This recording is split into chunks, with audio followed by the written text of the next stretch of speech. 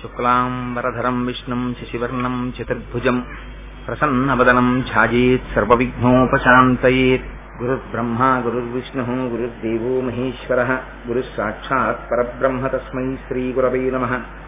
వ్యాసాయ విష్ణురూపాయ వ్యాసరూపాయ విష్ణవే నమో వై బ్రహ్మనిధయే వాసిష్ఠాయ నమో నమః.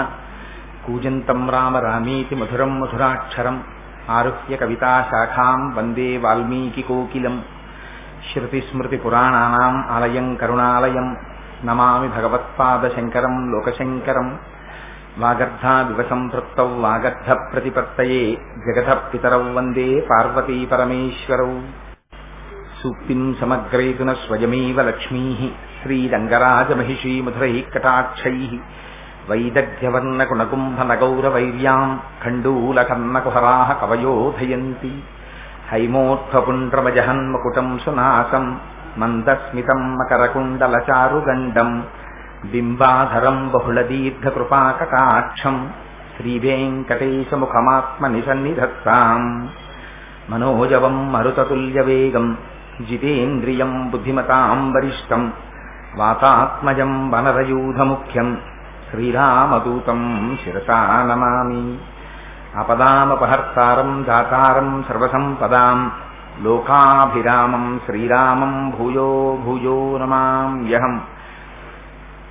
సింధూరారుణ విగ్రహాం త్రినయనాం మాణిక్యమౌళిస్ఫురత్తారానాయకశేఖరాం స్మితముఖీం ఆపీనవక్షోరుహాం పాణిభ్యాం అళిపూర్ణరత్నచషకం రక్తోత్పలం బిభ్రతీం సౌమ్యాం రత్నఘటస్థరక్తచరణాం ధ్యాయేత్ పరేదంబికాం.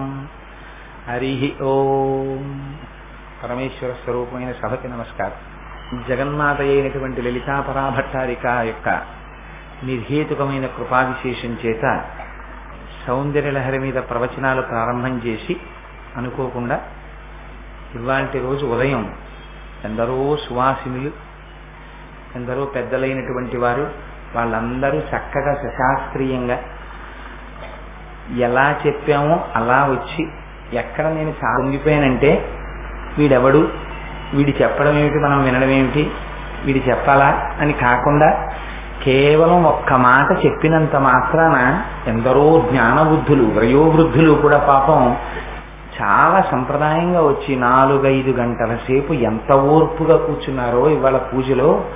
చక్కగా కూర్చుని చక్కగా నామాలు చెప్పి అంతసేపు పూజ చేసుకుని అంతమంది ప్రసాదం తీసుకుని వెడితే నిజంగా కన్నుల పండుగగా అమ్మవారు సహస్రశీర్ష అని ఇన్ని వదనములతో అమ్మ ఒక్కసారి కనపడుతోందా అనిపించింది. అందుకని ఇవాళ అక్కడ అమ్మవారి పూజ చేసినప్పుడు కలశలోకి నీరు పడతారు. అది పరమ పవిత్రమైనటువంటి జలం. ఆ జలములు తల మీద పడితే చాలు, అవి పరమ పవిత్రం చేస్తాయి. ఆ కలశ ఇక్కడికి తీసుకొచ్చి ఆ మామిడాకులతోటి మీ అందరి మీద కూడా జలాలు శిరస్సుల మీద సంప్రోక్షణ చేస్తారు. ఎక్కడ కూర్చున్న వాళ్ళు అక్కడే కూర్చుని ఉండండి, వాళ్లే వచ్చి మీ శిరస్సుల మీద చల్లుతారు. భగవంతుడి దయ వల్ల రాయవరపు జగన్నాథరావు మెమోరియల్ ట్రస్ట్ వారు, అందులో మా రాయవరపు మృత్యుంజయరావు గారు, వారి తండ్రి గారి జ్ఞాపకార్థం అపారమైన పితృభక్తితో ఏర్పాటు చేసేటటువంటి కార్యక్రమాల్లో అంతర్భాగంగా ఈ సంవత్సరం 9 రోజుల పాటు సౌందర్యలహరి కార్యక్రమాల మీద ప్రసంగాలుగా జరగాలని ఒక నిర్ణయానికి వస్తే దానికి అమ్మవారి యొక్క అనుగ్రహంతోడే నేను 4వ రోజు ప్రసంగంలోకి ప్రవేశించాం. నేను మీకు ఎప్పటికప్పుడు చెప్తూనే ఉన్నాను ఒక విషయాన్ని. శంకర భగవత్పాదులు సౌందర్యలహరి రచించడంలో ఇది ఒక చోట కూర్చుని రాసినటువంటి శ్లోకములు కావవి. ఆయనలోంచి పైకి వచ్చినటువంటి అపారమైన భక్తి వెల్లువ సౌందర్యలహరిగా ప్రవహించింది. అందులో భక్తి ఉంటుంది, జ్ఞానం ఉంటుంది, మంత్ర రహస్యాలుంటాయి, ఉపాసనా రహస్యాలుంటాయి. అందుకే ఏ శ్లోకానికి ఆ శ్లోకానికి ఒక ప్రత్యేకమైనటువంటి తీరు, ఒక ప్రత్యేకమైన బాణి ఉంటాయి. ఇవాళ నేను స్పృశించబోయేటటువంటి శ్లోకం కూడా అంతే చిత్రమైనటువంటి శ్లోకం.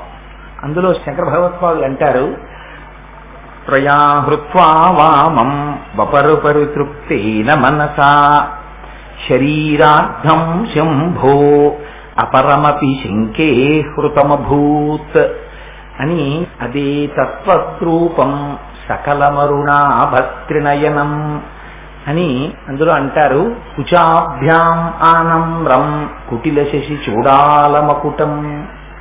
ఇది చాలా గమ్మత్తైనటువంటి శ్లోకం.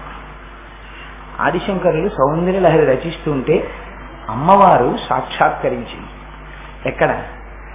ఆయన హృదయ కమలంలో అమ్మవారు దర్శనమిచ్చింది. దర్శనమిస్తే ఆయన వ్రాస్తున్నటువంటి పుస్తకం ఏమిటి? సౌందర్యలహరి. ఆ సౌందర్యలహరికి సంబంధించినటువంటి ధ్యానంలో ఉన్నారేమో. సౌందర్యలహరిలో ప్రతిపాదింపబడినటువంటి అమ్మవారు ఎవరో ఆ స్వరూపంతోనే తల్లి ఆయన హృదయ కమలంలో ప్రత్యక్షమైతే పొంగిపోయి శంకరులు స్తోత్రం చెయ్యాలి. శంకరాచార్యులు వారు ఒక విచిత్రమైనటువంటి శ్లోకాన్ని చెప్పారు. ఎంత చిత్రమైన శ్లోకమో చూడండి. అమ్మవారిని చూసి శంకరులు అన్నారు, అమ్మా త్వయాహృత్వా వామం వపురు తరితృప్తేన మనసా. అమ్మ నిన్ను చూస్తుంటే నాకు కొంచెం అనుమానం వస్తోందమ్మా అన్నారు. ఏమిటి అనుమానం? నువ్వు పరమశివుని యొక్క శరీరంలో వామార్ధ భాగాన్ని స్వీకరించావు. శంకరుడు అర్ధనారీశ్వర స్వరూపంలో ఎడమ భాగాన్ని అమ్మవారికి ఇచ్చాడు. కానీ నాకు అనుమానం అంతా ఎక్కడొస్తోందంటే తల్లి, శరీరార్థం శంభో అపరమపి శంకే హృతమభూత్. నువ్వు దొంగతనం చేశావు అని శంకరులు అనరు. మొట్టమొదట ఏమన్నారు? త్వయా హృత్వా వామం. అమ్మ నాకు అనుమానంగా ఉందమ్మా, నువ్వు దొంగతనం చేశావు. ఫస్టే ఛార్జ్ షీట్ పెట్టేశారు అమ్మవారి మీద, నువ్వు దొంగతనం చేశావు. పోనీ అలాగని అమ్మ నువ్వు దొంగతనం చేశావు అని అనరు. ఎందుకని? అంత గభాలన పరాభట్టారిక అయినటువంటి అమ్మవారి స్వరూపం గురించి మాట్లాడుతూ జగదాచార్యులైనటువంటి శంకరులంత మాట అంటారా? అందుకని శంకే హృతమభూత్. నాకు మనస్సులో చిన్న అనుమానంగా ఉందమ్మా, నువ్వు దొంగతనం చేశావని అన్నారు. ఏమిటా దొంగతనం? శంకరుడు నీకు శరీరంలో వామార్థ భాగాన్ని ఇచ్చాడు. ఇస్తే నాకు దర్శనం ఎలా జరగాలి? అర్ధనారీశ్వరులుగా పార్వతీ పరమేశ్వరులు ఇద్దరూ నాకు దర్శనమిస్తే కుడి పక్కన అయ్యవారు ఉండాలి, ఎడమ పక్కన అమ్మవారు ఉండాలి. కానీ ఇదేం విచిత్రం అమ్మా, నీ దర్శనం నాకు కలిగితే నాకు అలా కనపట్టలేదు, నాకు మొత్తం నువ్వే కనపడుతున్నావు. మరి అప్పుడు శంకరుడి యొక్క సగభాగం ఏమైపోయింది? అర్ధనారీశ్వర స్వరూపంలో మరి కుడి పక్కన శివుడు ఉండాలి కదా, శివుడు లేడేమిటి? అది ఎలా అడిగారంటే, అమ్మా నాన్నగారు కలిసి వస్తారని పిల్లాడు అనుకున్నాడు అనుకోండి, అమ్మ ఒక్కతే వచ్చిందనుకోండి పెట్టి పట్టుకుని ఊరి నుంచి, ముందు అమ్మ వచ్చిందని పిల్లాడు సంతోషించడు, అమ్మ నాన్నగారేది అంటాడు. అలా శంకరులు అమ్మవారి దర్శనం ఇవ్వగానే వెంటనే అన్నారు, త్వయా హృత్వా వామం. అమ్మ నువ్వు కానీ మా అయ్యగారి శరీరంలో మిగిలిన సగభాగం కూడా దొంగిలించేశావా అన్నారు. ఏమమ్మా మరి శరీరంలో కుడి భాగం శంకరుడు కనపడద్దు, అర్ధనారీశ్వర స్వరూపంలో కనపడటం లేదు అంటే నువ్వు దొంగతనం చేశావు అనకూడదు. అందుకని శంకే హృతమభూత్. నాకు కొంచెం అనుమానంగా ఉందమ్మా, నువ్వు తీసేసుకున్నావేమో, మిగిలిన సగభాగం కూడా దొంగిలించేశావేమో. దొంగిలించిన వస్తువుని ఎవరైనా ఏం చేస్తారు? దొంగిలించిన వస్తువుని చాలా జాగ్రత్తగా దాస్తారు. తనదైన వస్తువు ఎదురుగుండా ఉన్నా పర్వాలేదు, ఇంకోళ్ళ వస్తువు తీసుకెళ్లి దొంగిలించామనుకోండి, ఆ వస్తువు మన ఇంట్లో ఎదురుగుండా పెట్టామనుకోండి, ఆ వస్తువు గురించి తెలుసున్న వాళ్ళు ఎవరైనా వచ్చారనుకోండి, ఈ వస్తువు వారిది కదండి అని అడుగుతారు. ఒకవేళ అడగకపోయినా, ఏమండో మీ వస్తువు ఫలానా వారింట్లో నేను చూశానంటారు. అంటే వీరి దొంగతనం బయటపడిపోయినట్టే కదా. అందుకని బయట పెట్టకూడదు ఆ వస్తువుని, జాగ్రత్తగా లోపల దాచుకోవాలి. ఆ లోపల దాచుకోవడం అంటే అమ్మవారు ఎలా దాచేసుకుందిటే ఈ లోపల దాచేసుకుందిటే. అందుకని ఏమైపోయింది, మొత్తం అంతా అమ్మవారు అయిపోయిందిటే. అందుకు కదా అనుమానం వచ్చింది, కుడి పక్కన ఉండవలసినటువంటి శంకరుడు కనపడటం లేదు, కుడి పక్కన శంకరుడు లేకుండా మొత్తం నువ్వే కనపడుతున్నావు. అయితే శంకరా నేను దొంగతనం చేశానంటున్నావే అయ్యవారి శరీరాన్ని, నీ ఇష్టం వచ్చినట్టు నేను దొంగతనం చేశాను, నాకు అనుమానంగా ఉంది అనడం దొంగతనం చేశాను అనడం కన్నా ప్రమాదం తెలుసా? ఎందుకని ఏమంటే వారు దొంగతనం చేశారండి అంటే ఒక మాటతో పోతుంది. నాకు కొంచెం అనుమానంగా ఉందండి వారి ప్రవర్తన చూస్తే అన్నాను అనుకోండి, అందరూ ఆయన్నే చూస్తూ ఉంటారు. ఇక ఏమిటో అనుమానంగా ఉందన్నారు ఆయన్ని చూస్తే, ఎందుకైనా మంచిది నిగ్గు తేలే వరకు అలా చూద్దామని అలా చూస్తూ ఉంటారు. ఎంత మాట అనేసావు శంకరా, నన్ను శంకే హృతమభూత్ అన్నావు. అమ్మా అనుమానంగా ఉందమ్మా, శంకరుడి శరీరంలో మిగిలినటువంటి సగభాగాన్ని కూడా నువ్వే తస్కరించేశావని నాకు అనుమానంగా ఉందంటున్నావు శంకర. ఏం సాక్ష్యాలు చూపించు, నేను తస్కరించానని ఏమిటి సాక్ష్యం? అంత మాట అనడమే నన్ను అంటే శంకరులు అన్నారు వెంటనే, అమ్మ సాక్ష్యాలు లేకుండా అంత తేలిగ్గా మాట్లాడతాను అనుకుంటున్నావా? నా దగ్గర 3 సాక్ష్యాలు ఉన్నాయి. ఇవి శంకరుడికి మాత్రమే ఉండవలసిన వస్తువులు, నీ దగ్గరికి ఎలా వచ్చాయమ్మా అన్నారు. ఏమిటి ఆ 3 వస్తువులు? ఎదే తత్వద్రూపం సకల మరుణాభత్రినయనం. అమ్మ శంకరుడు తెల్లగా ఉంటాడు, నువ్వు ఎర్రగా ఉంటావు. శంకరుడు సగభాగం ఉంటే సగభాగం తెల్లగా కనపడాలి కదా, కనపట్టలేదు, అంతా ఎర్రగా కనపడుతోంది. అంటే శంకరుడి శరీరం ఇది నువ్వు తీసేసుకున్నావు కదా, అందుకే కదా మొత్తం ఎరుపైపోయింది. ఇదిగో ఇది మొదటి సాక్ష్యం నా దగ్గర. 2 త్రినయనం, శంకరుడికి మాత్రమే 3 కన్నులు ఉంటాయి. ఇవాళ నీకెలా వచ్చాయమ్మా 3 కన్నులు? నువ్వు నాకు 3 కన్నులతో కనపడుతున్నావు, అందుకని 3 కన్నులతో కనపడుతున్నావు కాబట్టి మా స్వామి శంకరుడి 3 కన్నులు కూడా నువ్వు దొంగిలించావు. అనుమానం, దొంగిలించావు అని అందరూ శంకరులు. మళ్ళీ మీరు ఆ మాట అనేశారనుకోండి, ఆ శ్లోకానికి అర్థం పోతుంది. ఎక్కడా శంకరులు నువ్వు దొంగిలించావు అన్న మాట వాడలేదు. శంకేస్తు తమభూత్, నేను అనుమానిస్తున్నానమ్మా అన్నారంతే. అందుకని ఆ శంకరుడికి మాత్రమే ఉండవలసినటువంటి 3 కన్నులు అమ్మ నీ దగ్గరికి ఎలా వచ్చాయమ్మా? నువ్వు 3 కన్నులతో ఉన్నావు ఇవాళ. 2, 1 మొత్తం ఎరుపైపోయింది శరీరం. 2 శంకరుడికి ఉండవలసినటువంటి 3 కన్నులు నీ దగ్గర ఉన్నాయి. అన్నిటికన్నా నా దగ్గర ఉన్న బలవత్తరమైన సాక్ష్యం ఏమిటో తెలుసా అమ్మా? నువ్వు మా స్వామి కలిసి అర్ధనారీశ్వర స్వరూపంగా నాకు దర్శనమిస్తే ఎడమ పక్కన అమ్మవారికి సంబంధించినటువంటి ప్రధానమైన గుర్తు మాతృత్వ సూచకంగా వక్షోజం కనపడాలి. కుడి పక్కన పరమశివుని యొక్క పురుష శరీరం కాబట్టి హృదయస్థానం భిన్నంగా కనపడాలి. కానీ అమ్మ కుచాభ్యాం ఆనంరం, ఇంతమంది పిల్లల్ని పోషించేటటువంటి స్థనమండలం కలిగినటువంటి నువ్వు ఆ స్థనముల యొక్క బరువు చేత కొంచెం వంగి నాకు కనపడుతున్నావు. మరి శంకరుడి యొక్క సగభాగం ఏదమ్మా? మొత్తం నువ్వే కనపడుతున్నావు నాకు. కుచాభ్యాం ఆనంరం కుటిల శశి చూడాలమకుటం. ఇంకో సాక్ష్యం తీసుకురానా? నువ్వు శంకరుడు సగం శరీరం పుచ్చేసుకున్నావని. ఏది కుటిల శశి? కుటిల శశి అంటే ఎన్ని పేర్లు వేస్తారో ఆ చంద్రుడికి శంకరాచార్యుల వారు. కుటిల శశి అంటే ఇలా ఉన్న చంద్రుడు. ఇలా ఉన్న చంద్రుడు ఎప్పుడు ఉంటాడు? ఇలా ఉన్న చంద్రుడు మీకు శుక్లపక్షంలో వచ్చేటటువంటి విధియ నాడు కనపడతాడు అలాగా. అందుకని సన్నటి చంద్రరేఖ ఉంటుంది. అందుకని అలా సన్నటి చంద్రరేఖని ధరించి ఉండేటటువంటి వాడు కాబట్టి ఆయనకి చంద్రమౌళీశ్వరుడు అని పేరు. అమ్మా ఆయన చంద్రమౌళీశ్వరుడు కదా, ఆయన కిరీటం మీద కదా సన్నటి చంద్రరేఖ ఉండాలి. ఆ చంద్రరేఖ ఇవాళ నీ కిరీటం మీద కనపడుతోంది. అంటే శంకరుడికి సంబంధించిన ఈ వస్తువులన్నీ నీ దగ్గరికి వచ్చేసాయి. ఆయన 3 కన్నులు నీ దగ్గరికి వచ్చేసాయి, ఆయన కిరీటం మీద చంద్రరేఖ నీ దగ్గరికి వచ్చేసింది. ఆయన తెల్లగా ఉండవలసింది మొత్తం ఎర్రగా అయిపోయింది శరీరం అంతా. సగభాగం చూస్తే పురుష చిహ్నములతో ఉండవలసిన వక్షస్థలం స్త్రీ చిహ్నాలతో కనపడుతోంది. ఇంతకన్నా ప్రబలమైన సాక్ష్యం ఏం కావాలమ్మా? అందుకని ఇవాళ నువ్వు ఇలా కనపడుతుంటే శంకరుడి యొక్క మిగిలిన సగం శరీరాన్ని కూడా నువ్వే పుచ్చేసుకున్నావు. ఎందుకు పుచ్చేసుకున్నావో తెలుసా? అది కూడా నాకు అనుమానం. దొంగతనం చేసిన వాడిని దొంగతనం చేశావు అని వదిలేరు, ఎందుకు చేశావు దొంగతనం అని అడుగుతారు. ఎందుకు చేశావురా దొంగతనం అంటారు. అందుకని ఇవాళ శంకరాచార్యులు వారు అమ్మవారి మీద ఎంత ఆరోపణ చేస్తున్నారో చూడండి. ఆయన అంటారు వపుర పరితృప్తేన మనసా. శంకరుడు భోళా శంకరుడు అమ్మా పాపం. ఆయన గురించి నువ్వు తపస్సు చేశావు, చేస్తే ఏం కావాలన్నాడు. ఆలక శైల కుమారిక ప్రియపడి కోరిన సగము శరీరము ఇస్తివి 3 మూర్తులకు మూలము నీవే 3 మూర్తులకు ముఖ్యము నీవే దాతవు నీవే భ్రాతవు నీవే తల్లివి నీవే తండ్రివి నీవే పాలముంచుమిక నీట ముంచుమి నీ పాలపడి తినో పాల విలోచన అని ఆయన మీద మానస పూజ పాట పాడతారు. అలా పార్వతీదేవి తపస్సు చేస్తే ఆయన శరీరంలో సగ భాగాన్ని అమ్మవారికి ఇచ్చేశాడు. ఇచ్చేస్తే అమ్మా నా స్వామి అంత దయతో నీకు శరీరంలో సగ భాగం ఇచ్చాడే, నువ్వు తృప్తిగా అమ్మయ్యా మా ఆయన నాకు శరీరంలో సగ భాగం ఇచ్చారని తృప్తి పడద్దు. నీకు ఆ తృప్తి లేదు.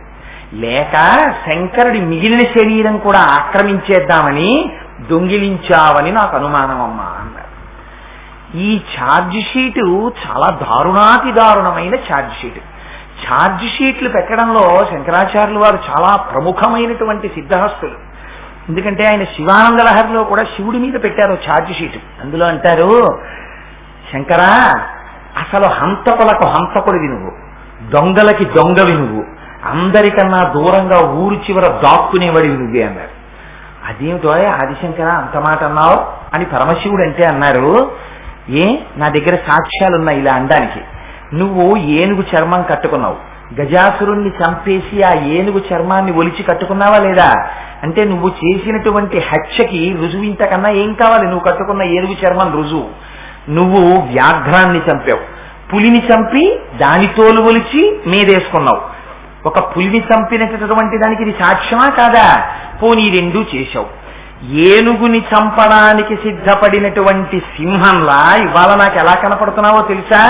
ఒక ఏనుగుని ఒక పులిని చంపేసినటువంటి సింహం ఇంకో జింకని కూడా పట్టుకు తినడానికని ఎగబడి ఒక జింకని పట్టుకున్న సింహం ఎలా ఉంటుందో నాకు అలా కనపడుతున్నావు నువ్వు. ఎందుకని? శంకరుడికి ధ్యాన శ్లోకం ఒకటి ఉంది. ధవళవపుషం ఇందోర్ మండలే సన్నివిష్టం భుజగవలయహారం భస్మదిగ్ధాంగమీశం మృగయపరశుపాణిం చారుచంద్రార్థమౌళిం హృదయ కమల మధ్యే సంతతం చింతయామి. ఆయన ఒక చేత్తో హరిణాన్ని పట్టుకుంటారు, లేడీని. ఏం స్వామి ఆ చేతిలో లేడీని పట్టుకుని నిన్ను చూస్తూ ఉంటే నువ్వు ఇదిగో ఇన్ని హత్యలు చేసి ఇన్ని దొంగతనాలు చేసి ఊరు చివర మంచు పర్వతాలకున్నటువంటి గుహలలో దాక్కునే వేటగాడివని నాకు అనిపిస్తోందన్నారు. నువ్వు సింహాని అనిపిస్తోందన్నారు. నువ్వు పంచాస్యాన్ని అనిపిస్తోందన్నారు. పంచాస్యం అంటే 5 ముఖములున్నది.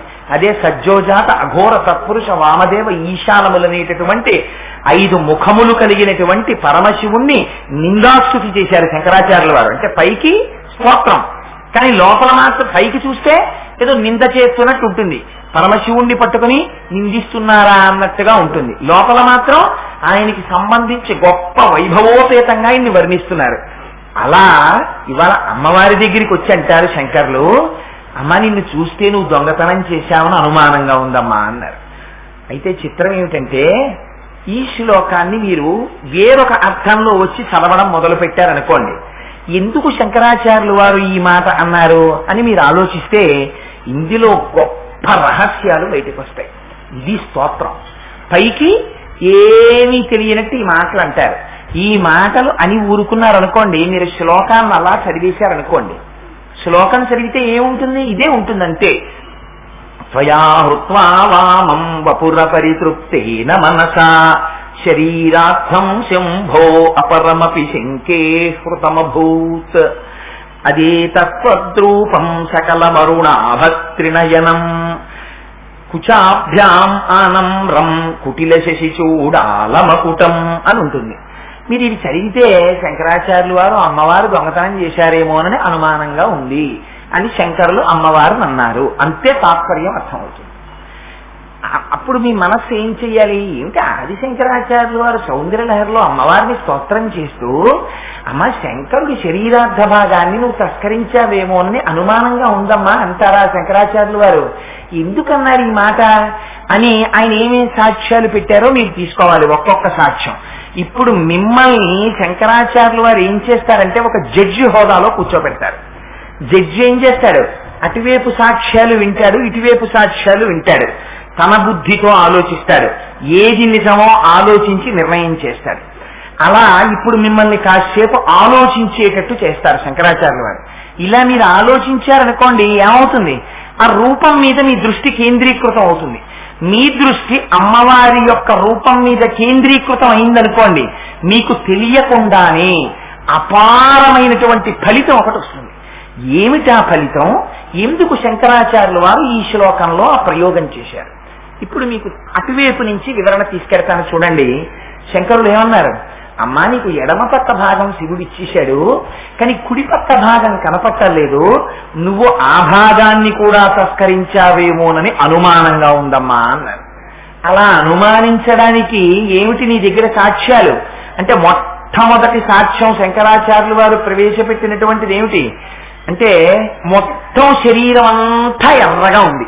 ఇదే కదా, అమ్మవారు ఎర్రగా ఉంటుంది, అయ్యవారు తెల్లగా ఉంటారు. మొత్తం శరీరం ఎరుపు ఎందుకు ఎక్కింది? శంకరుడు తెలుపుగా ఉండాలి కదా. అంటే ఇందులో శంకరాచార్యులు వారు ఒక గొప్ప రహస్యాన్ని చెప్తున్నారు. ఇది మీరు చాలా జాగ్రత్తగా వినాలి. ఇది మీరు విన్నారనుకోండి, ఆ ఎరుపు ఏమిటో మిమ్మల్ని ఉద్ధరిస్తుంది. ఈ ఎరుపు చెప్పడానికే ఒకటికి 10 మాటలు వ్యాస భగవానుడు అమ్మవారు ఎరుపు, అమ్మవారు ఎరుపు, అమ్మవారు ఎరుపు అంటారు. మీరు చూడండి, అమ్మవారు ఆవిర్భవించే ముందు ఉజ్జద్భాను సహస్రాభా చతుర్బాహు సమన్విత అంటారు. 1000 మంది సూర్యులు ఒక్కసారి ఉదయిస్తే ఎలా ఉంటుందో అంతటి ఎర్రతనం ఆకాశం అంతా వచ్చేసింది అంటారు. సదోదిత అరుణాదిత్యపాతల. అమ్మవారి గురించి ఎక్కడ చెప్పినా రక్తం లేకపోతే దానిమ్మ గింజ ఇలాంటి వాటినే ఉపమానాలుగా వేస్తారు. అన్ని ఎరుపు చెప్తారు. ఇక్కడ శంకరాచార్యుల వారు కూడా మొత్తం ఎరుపు రంగే కనపడుతోందన్నారు. ఎందుకు ఆ మాట అన్నారో రహస్యం ఏమిటో చూడండి. మీకు అసలు కిరణముల యొక్క రంగు తెలుపు. మీరు రెండింటిని ప్రపంచంలో రంగులని పిలవకూడదు. ఏవవి? తెలుపు రంగు కాదు, నలుపు రంగు కాదు. చాలా జాగ్రత్తగా వినాలి. అందుకే స్ఫటికలింగాన్ని అర్చన చేస్తారు పీఠాధిపతులు. స్ఫటికలింగం ఏం చేస్తుంది? తెల్లగా ఉంటుంది. తెలుపు రంగు కాదు, నలుపు రంగు కాదు. తెలుపు ఏం చేస్తుందంటే అన్ని తెలుపులో ఉంటాయి. ఆ తెలుపులో ఎన్ని రంగులు ఉంటాయి?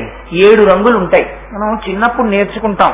విబ్జిఆర్ అని, violet, IndiGo, blue, green, yellow, orange, red అని 7 రంగులు ఉంటాయి. ఈ 7 రంగులు తెల్లటి కిరణంలోంచి విడివడిపోతాయి. ఎప్పుడు విడివడిపోతాయి? మీరు చాలా జాగ్రత్తగా గమనించాలి. 7 రంగులలోనూ కూడా చిట్ట చివరి రంగు అయినటువంటి 6 ఉంది చూసారా, రెడ్, ఎరుపు ముందు విడివడుతుంది. ఎరుపు ముందు విడివడిపోగానే మిగిలిన 6 రంగులు విడిపోతాయి. విడిపోయి 6 రంగులు వచ్చేస్తాయి. ఈ ఎరుపు విడివడడం అంటే ఏమిటో తెలుసా అండి? తెలుపు పరమశివుడు. పరమశివుడు అంటే కేవల ఆత్మస్వరూపుడు. ఆయన ఏమి కదలడు. అందుకే ఎప్పుడు లింగస్వరూపి అయి తనలో తాను రమించిపోతూ ఉంటాడు. రమించిపోతూ ఉండేటటువంటి ఆత్మస్వరూపమైన శంకరుడిలో అమ్మవారు శక్తి స్వరూపమై కదలిక తీసుకొస్తుంది. కదలిక తీసుకొచ్చి అదే స్పందితుమపి అన్నారు మొదటి శ్లోకంలో. తెచ్చి అయ్యవారికి బోలెడంత ప్రపంచంగా విస్తరిల్లాలన్న కోరిక పుట్టిస్తుంది. పుట్టించి ఈ ప్రపంచంగా ఆవిడ విస్తరిల్లుతుంది. ఆ ఎరుపు మొట్టమొదట బయటికి వస్తుంది. వచ్చి ఆ ఎరుపే మిగిలిన రంగులన్నింటినీ బయటికి తెస్తుంది. అంటే మిగిలిన రంగులంటే ఆ ఎరుపే మిగిలిన రంగులు అయిపోవడం అంటే ఈ ప్రపంచాన్నంతటినీ అమ్మవారు ఇన్ని రకాలుగా సృష్టిస్తుంది. ఇన్ని రకాలుగా సృష్టించడమే ఎరుపు. మీకు 3 రంగులు చెప్తారు శాస్త్రంలో: సత్వము, రజస్సు, తమస్సు. సత్వం అంటే ఎప్పుడూ భగవంతుడికి సంబంధించినటువంటి ఆలోచనతో తను ప్రశాంతంగా ఉండేటటువంటి స్థితికి సత్వగుణంతో ఉన్నాడంటారు. అది తెలుపు చేత సంకేతిస్తారు. పరమశివుడు తెలుపు అంటే ఆయన కేవలం జ్ఞానమూర్తి అయి ఉంటాడు. బ్రహ్మగారు ఎరుపు. ఎరుపు రజోగుణాన్ని సూచిస్తుంది. ఎరుపు ఏం చేస్తుంది? ఎరుపు సృష్టి చేస్తుంది. అందుకని కార్యబ్రహ్మశక్తి అంటారు దాన్ని. అమ్మవారు ఏం చేస్తుంది? ఈ సృష్టిని అంతటినీ చేస్తుంది. అయితే మరి ఎరుపు సృష్టి చేస్తోంది కదా, నలుపు కూడా రంగు కాదు. తెలుపు నలుపు 2 రంగులు కావు. నలుపు తమస్సుకి సూచన. నలుపు అన్నిటినీ తనలోకి తీసుకుంటూ ఉంటుంది. అందుకే తమస్సు అంటే ఎప్పుడు కోరిక, సోమరితనం.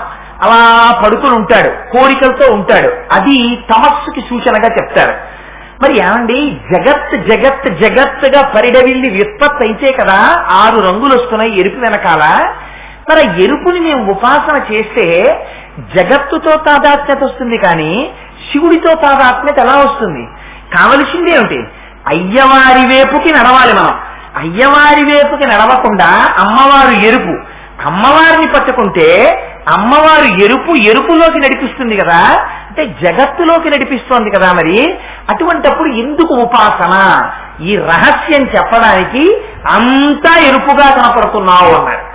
మీకు ఇక్కడ ఒక్క విషయం మీరు గుర్తించాలి. చేదు రుచి కాదు. మీరు చేదు కూర వండి పెడతానండి అన్నారు అనుకోండి ఎవరైనా. మరి చేదు కూర ఏంటండి? కమ్మటి కూర ఏంటండి, లేకపోతే కాస్త తీయటి కూర వండండి, అంత కాకపోతే పుల్లటి పచ్చడి పెట్టండి అంటారు. అంతేకాని ఎవరైనా చేదు కూర వండండి అంటారా? అనరు. అయినా మీకు ఒకనాడు కాకరకాయ మీరే బజారుకి వెళ్ళి కొని తెచ్చుకుంటారు. కాకరకాయ ఏంటి? చేదే.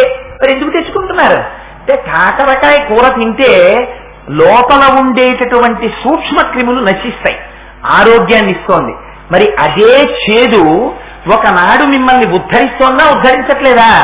అలాగే ఆ ఎరుపు అమ్మవారి ఎరుపు అమ్మవారి పాదాల వైపుకి మీరు తిరిగితే, అందుకే అమ్మ వచ్చే ముందు ఎరుపు రావడం అంటే మొట్టమొదట మీరు అమ్మవారిని ఉపాసన చేయడం, అమ్మవారి పాదాలు పట్టుకోవడం నేర్చుకుంటే అమ్మవారు జగత్తు నుంచి విడతీసి శివుడి వైపుకి తిప్పుతుంది మిమ్మల్ని.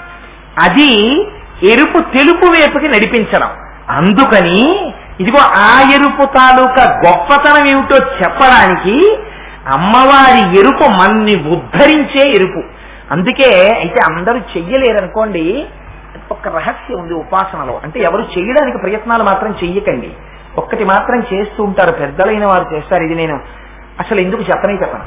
అందుకంటే అది తెలియక గబుక్కుని ఎవరైనా చేయడానికి ప్రయత్నాలు చేస్తే లేనిపోని ఇబ్బందులు వస్తాయి. అందుచేత ఆ ఎరుపు యొక్క గొప్పతనం ఉంది. అమ్మవారు అది కేవలం ఎవరైనా ఆంతరంగికంగా దాని గురించి తెలుసుకోవాలంటే మళ్ళీ అందరూ ఆంతరంగికంగా ఇబ్బంది.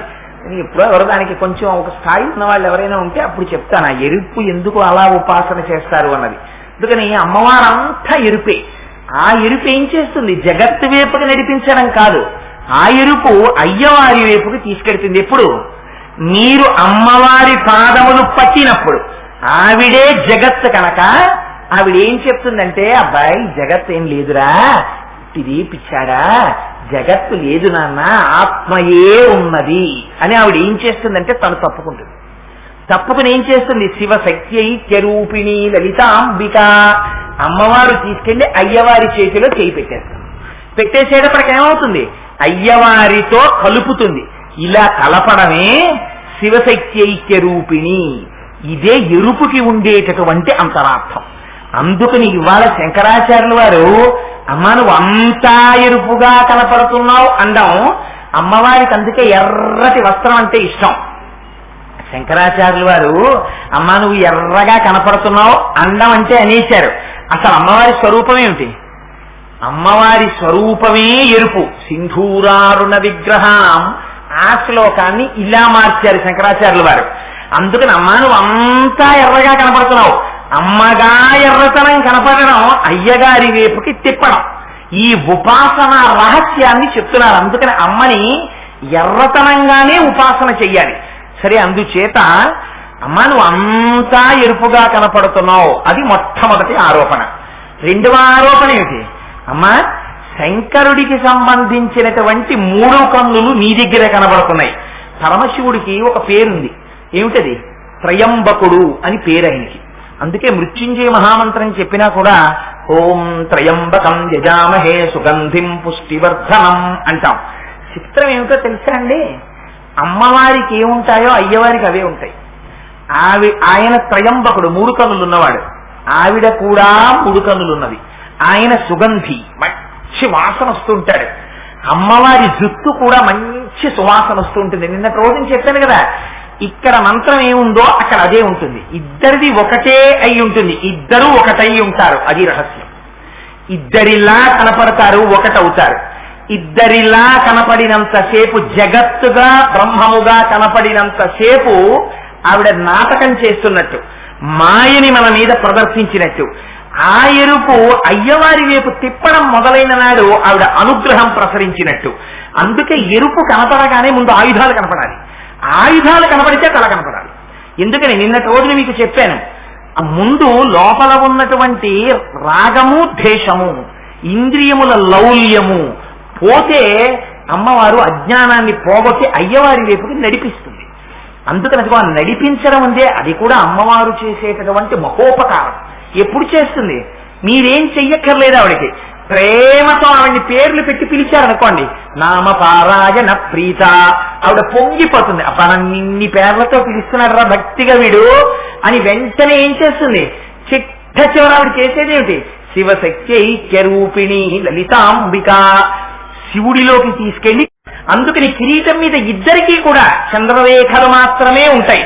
కళాభ్యాం చూడాలంకృత శశి కళాభ్యాం నిజతప ఫలాభ్యాం భక్తేషు ప్రకటిత ఫలాభ్యాం భవతు మే శివాభ్యాం అశోక త్రిభువన శివాభ్యాం హృది పునర్భవాభ్యాం ఆనంద స్ఫురధనుభవాభ్యాం నతిరియం అంటారు శంకరులు శివానంద లహరిలో. ఇద్దరూ చంద్రరేఖలే ధరిస్తారు. అందుకని ఎందుకు చంద్రరేఖ ధరించడం? అక్కడ పూర్ణచంద్రుడిని పెట్టుకోవడం ఏమిటి, ఇక్కడికి వచ్చేటప్పటికి చంద్రరేఖ ధరించడం ఏమిటి అంటే అందులో ఎంత రహస్యం ఉందో తెలుసా అండి? మీకు కాలం ఎలా నడుస్తుంది? మీకు కాలం శుక్లపక్షంగా కృష్ణపక్షంగా నడుస్తుంది. మీరు పూజ చేశారనుకోండి, సంకల్పం ఏమని చెప్తారు? తారణనామ సంవత్సరే ఉత్తరాయణే ఆషాఢమాసే కృష్ణపక్షే పొద్దున్న తదియమ్యాం పాసర అని కదా చెప్పుకుంటున్నారు. కృష్ణపక్షం శుక్లపక్షం కృష్ణపక్షం శుక్లపక్షం అని చెప్తున్నారు. కృష్ణపక్షం శుక్లపక్షం ఎక్కడి నుంచి వస్తాయి? చంద్రుడిలోంచి 15 కళలు బయటికి వస్తే కృష్ణపక్షం, మళ్ళీ 15 కళలతో చంద్రుడు పూర్ణచంద్రుడైతే శుక్లపక్షం. మరి శుక్లపక్షంలో పెరుగుతున్నది, కృష్ణపక్షంలో తరుగుతున్న కళలు ఏదో ఒక కళలోంచి రావాలి కదా. ఒక కళ ఉంటే కదా అందులోంచి 15 కళలు వెళ్ళిపోతూ ఉండడం, మళ్ళీ 15 కళలు వచ్చి చేరడం. అలాంటి 16వ కళ ఒక కళ ఉన్నది.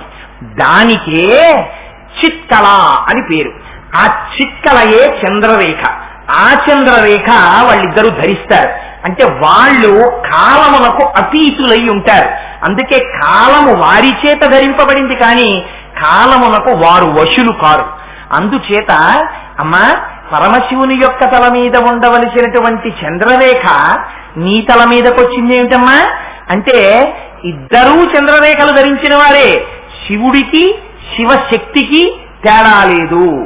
మొట్టమొదటి రోజునే మీకు నేను ఒక విషయం విజ్ఞాపన చేశాను. కోటేశ్వరరావుకి కోటేశ్వరరావు యొక్క ఉపన్యాస శక్తికి తేడా ఉండదు.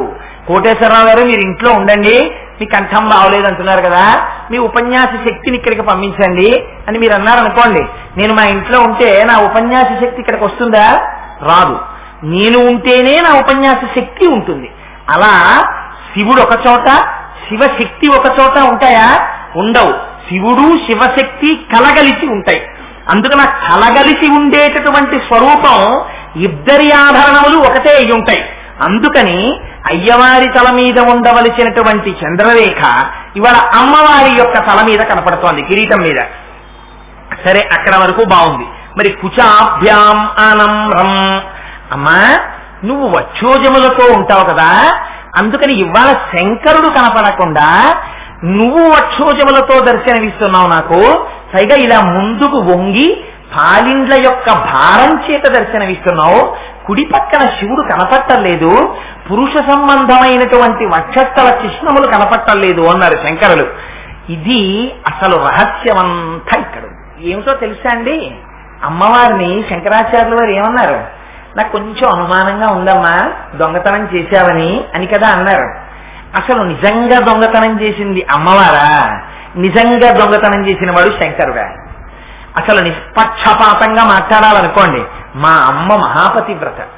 మా అమ్మ శక్తులన్నీ తీసుకుని మా అయ్యగారు లేనిపోని పేర్లన్నీ ఆయన తగిలించుకున్నారు. అసలు మూడో కన్ను ఆయనది ఆవిడిది కూడాను, ఒకళ్ళది కాదు కదా. ఇందాక నుంచి చెప్తున్నాను కదా, ఇద్దరిది మూడో కన్నని. అయినప్పుడు మూడో కన్ను తెరిస్తే మన్మధుడు కాలిపోయాడు. కాలిపోతే కామదహనుడు అన్న పేరు శంకరుడికి మాత్రమే వచ్చింది. మా అమ్మకి ఇచ్చారా పేరు? కాముణ్ణి కాల్చేసింది అమ్మవారని చెప్పి పేరు ఇచ్చారా? ఇవ్వలేదు. సగం ఫలితం మా అమ్మకి రావాలి, అక్కడ ఇచ్చారా? ఇవ్వకుండా సగం ఫలితం, పూర్తి ఫలితం పట్టుకెళ్ళి శంకరుడు ఖాతాలో వేసేశారు. పైగా యమధర్మరాజు గారు శివలింగాన్ని కౌగిలించుకున్నటువంటి మార్కండేయుడి మీద పాశం వేస్తే చంద్రశేఖర చంద్రశేఖర చంద్రశేఖర పాహిమాం అని పిలిచారని ఆ రోజున శంకరుడికి కోపం వచ్చి ఏ కాలుతో తన్నాడు? ఎడమ కాలుతో తన్నాడు. తంతే వక్షస్థావనమంతకస్య కఠినాపస్మార సంవర్ధనం భృత్పర్యటనం నమస్సురశిర కోటీర సంఘర్షణం కర్మీదం మృదులస్య తావక పద ద్వంద్వస్య గౌరీపతే మచ్చేతోమడి పాదుకా విహరణం శంభో సదాంగీకురు అన్నారు. ఇదే శంకరాచార్యులు వారు శివానంద లహరిలో. అది వక్షస్థలాన్ని ఆనాడు నీ కాలు ఎంత కందిపోయిందో అన్నారు. ఎడమవైపునున్నది ఎవరు? మా అమ్మ ఉంది. ఉన్నప్పుడు ఎడంకాలు ఎవరిది? మా అమ్మది. మా అమ్మ కాలుతో తన్నింది. మా అమ్మకి రావాలా కీర్తి? శంకరుడికి వెళ్ళాలా? యముణ్ణి తన్నాడన్న కీర్తి అయ్యవారిది. తన్నిందేమో మా అమ్మ కాలు. మా అమ్మ పుచ్చుకుంది ఆ కీర్తి, పోన్లే ఆయనకి కీర్తి వస్తే నాకు వచ్చినట్టు కాదేంటి అని ఆయనకు వదిలేసింది.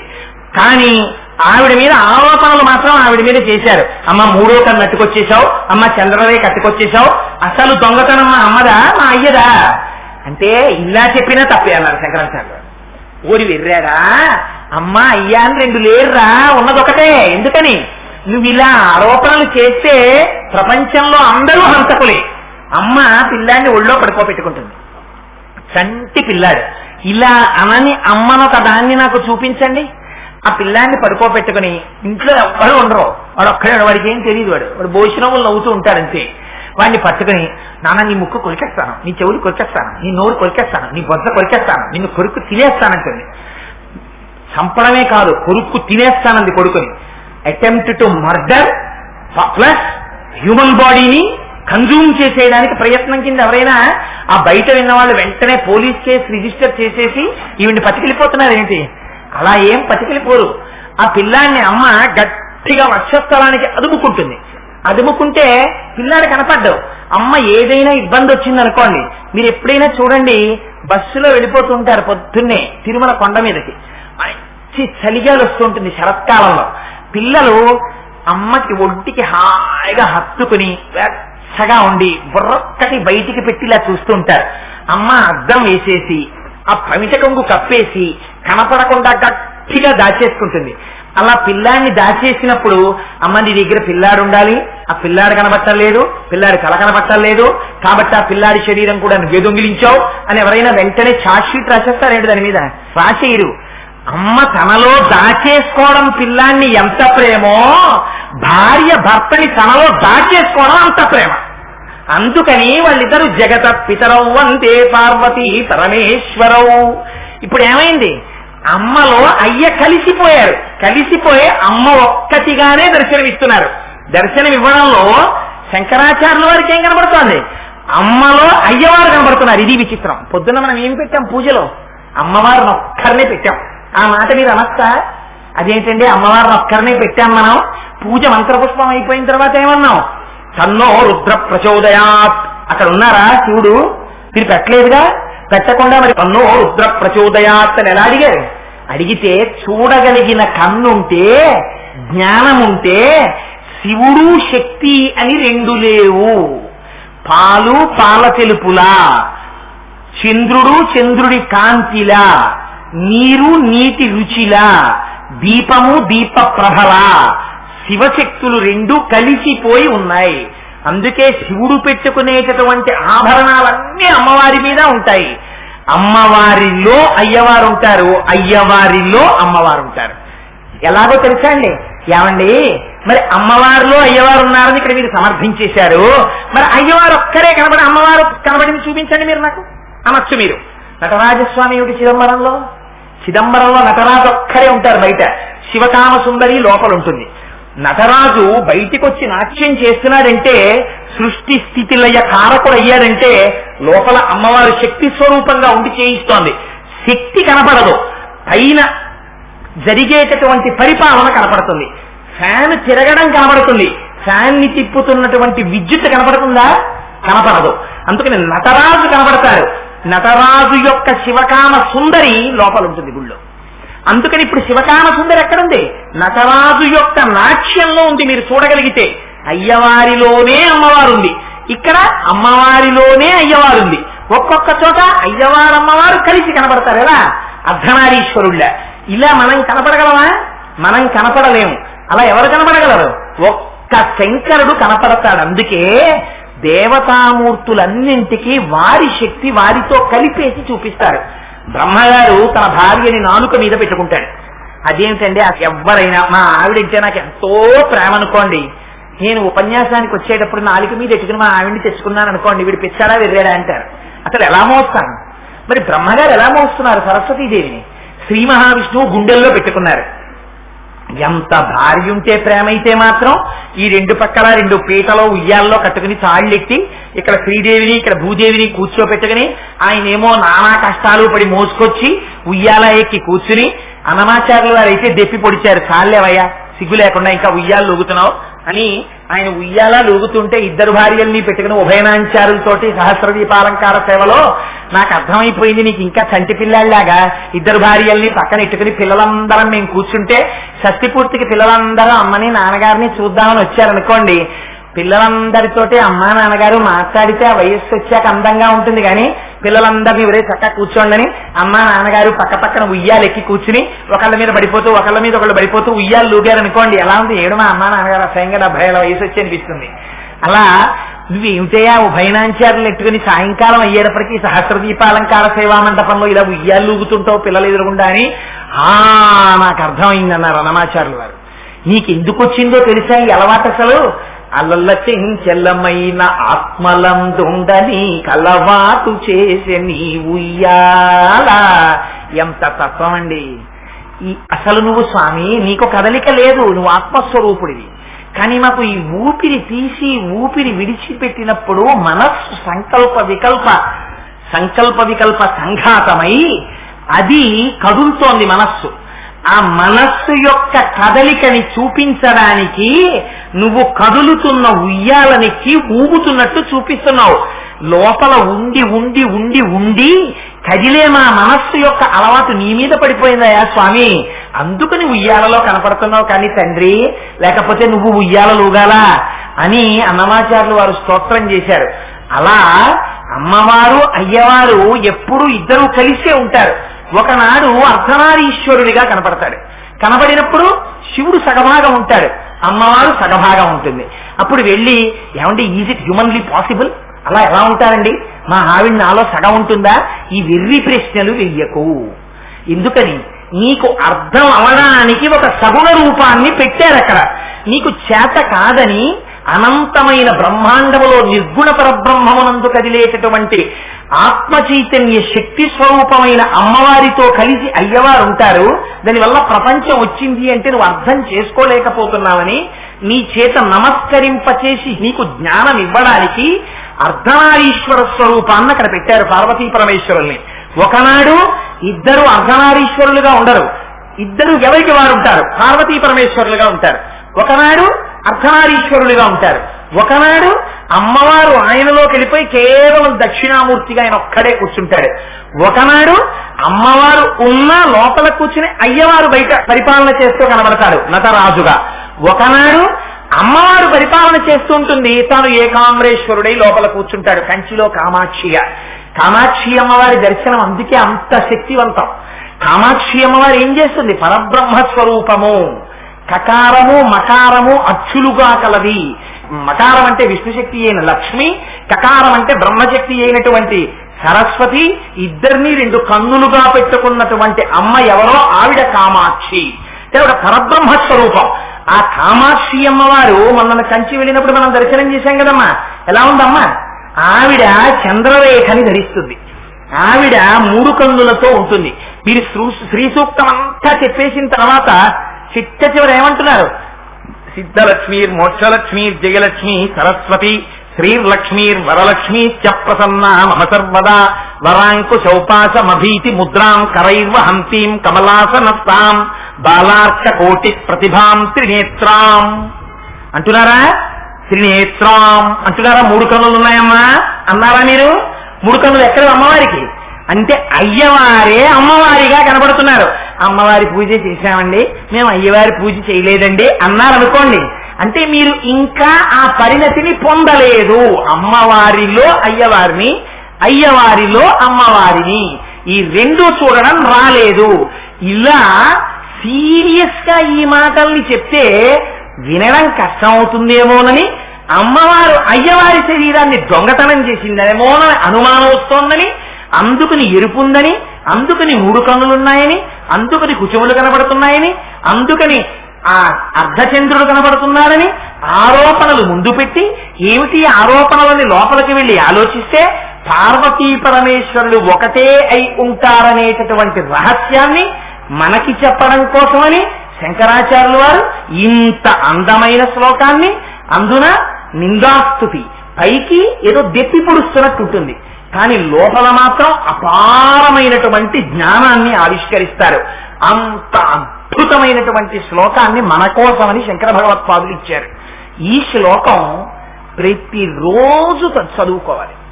మీరు ఈ శ్లోకాన్ని ప్రతిరోజు చదువుకుని ఎప్పుడైనా ఒకసారి కంచి క్షేత్రానికి వెళ్ళి అసుర సంధ్య వేళలో అమ్మవారి ముందు కాసేపు నిలబడి కంచి కామాక్షి అమ్మవారి యొక్క స్వరూపాన్ని మీరు బాగా మనసులో ముద్ర వేసుకుంటే ఈ శ్లోకాన్ని మీరు సాయంకాలం వేళ కాసేపు పద్మాసనం వేసుకుని ధ్యానం చేస్తూ ఒక్కసారి ప్రజాహృత్వామం వపరిపరితృప్తేన మనసా అని చదువుకున్నారనుకోండి, మీకు శంకరుడు కామాక్షి అమ్మవారిలో కనపడతాడు, కామాక్షి అమ్మవారు శంకరుడిలో కనపడుతుంది. ఇద్దరూ కలిసి శివలింగంలో కనపడతారు, ఇద్దరూ కలిసి స్ఫటికలింగంలో కనపడతారు. ఆ స్ఫటికలింగానికి చుట్టుకున్నటువంటి పావు స్వరూపంలో అమ్మవారు కనపడుతుంది. చిట్ట చివరికి మీరు ఆ శ్లోకం చదవగా చదవగా చదవగా ఒకనాడు అమ్మ కటాక్షించి తెర తీసేసి అందుకే కామకోటి పీఠంలో కామాక్షి అమ్మవారిని అర్చన చేయడానికి రహస్యం అది. మీకు ఒక రహస్యం చెప్తాను. ఈ శ్లోకానికి చంద్రశేఖర పరమాచార్యులు వారు ఒకసారి వ్యాఖ్యానం చేశారు. చేసినప్పుడు ఏమైందో తెలుసా అండి, ఆయన ఉపన్యాసం చివరకు వస్తుండగా అమ్మవారిలో అయ్యవారు అన్న దర్శనం గురించి చెప్పవలసి వచ్చింది. చెప్పవలసి వచ్చేటప్పటికి ఇంకా ఆయన నోటి వెంట మాట రాలేదు, ఆయన ధ్యానంలో తెలిపారు. ఎందుకని?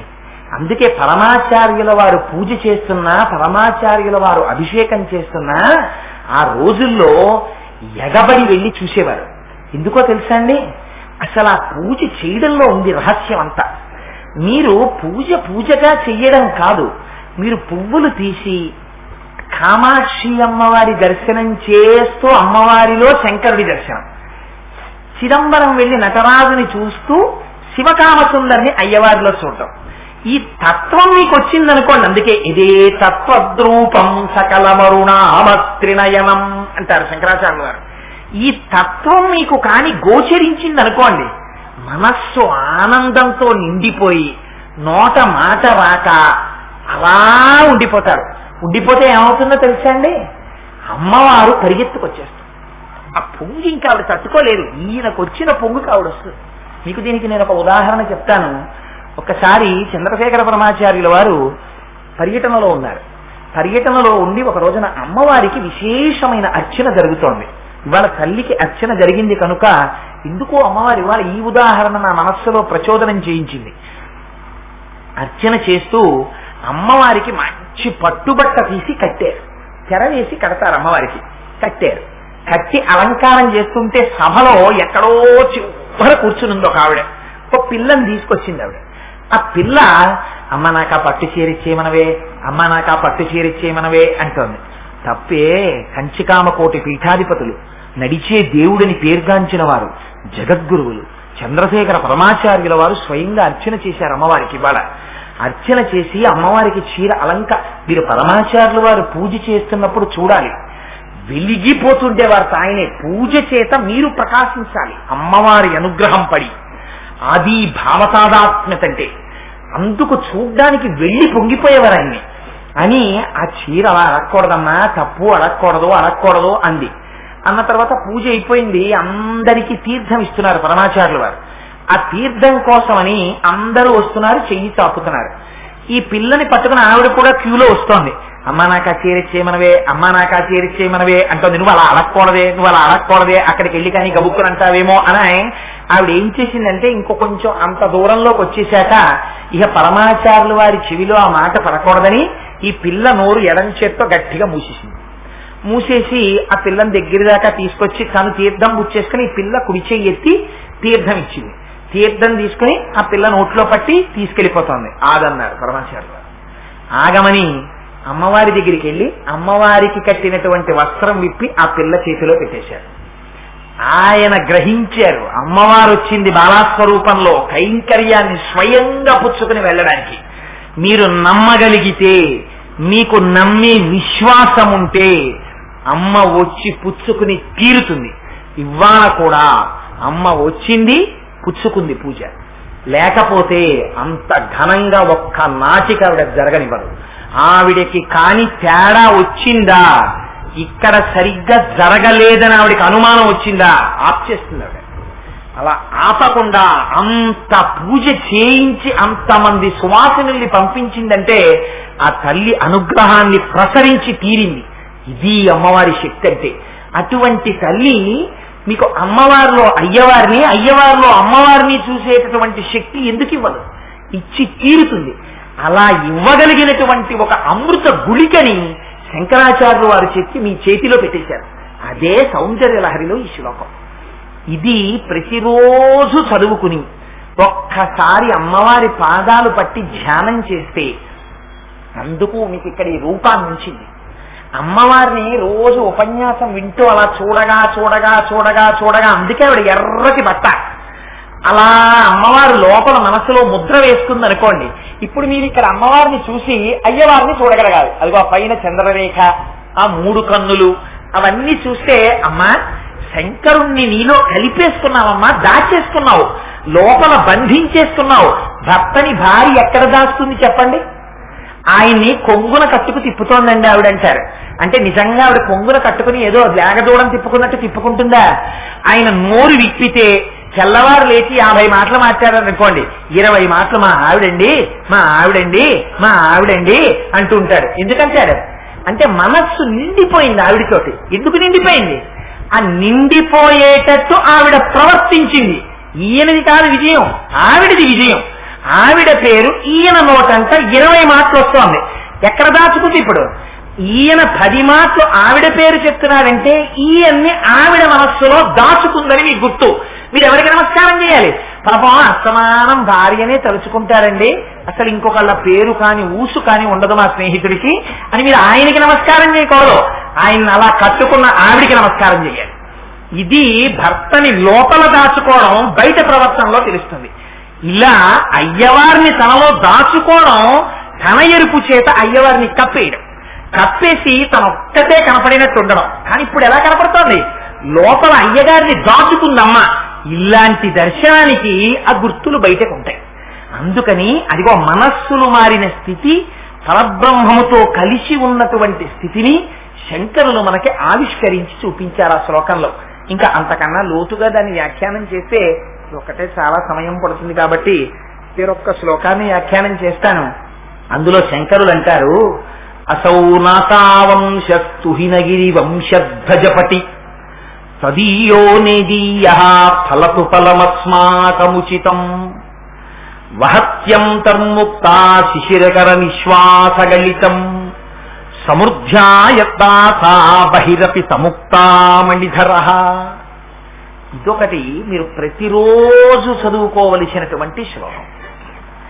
శంకరులు నేను చెప్పాను కదండి, సౌందర్య లహరిలో ఏమి మాట్లాడరు, ఒక చిన్న మిలికోటేస్తారు ఎక్కడో.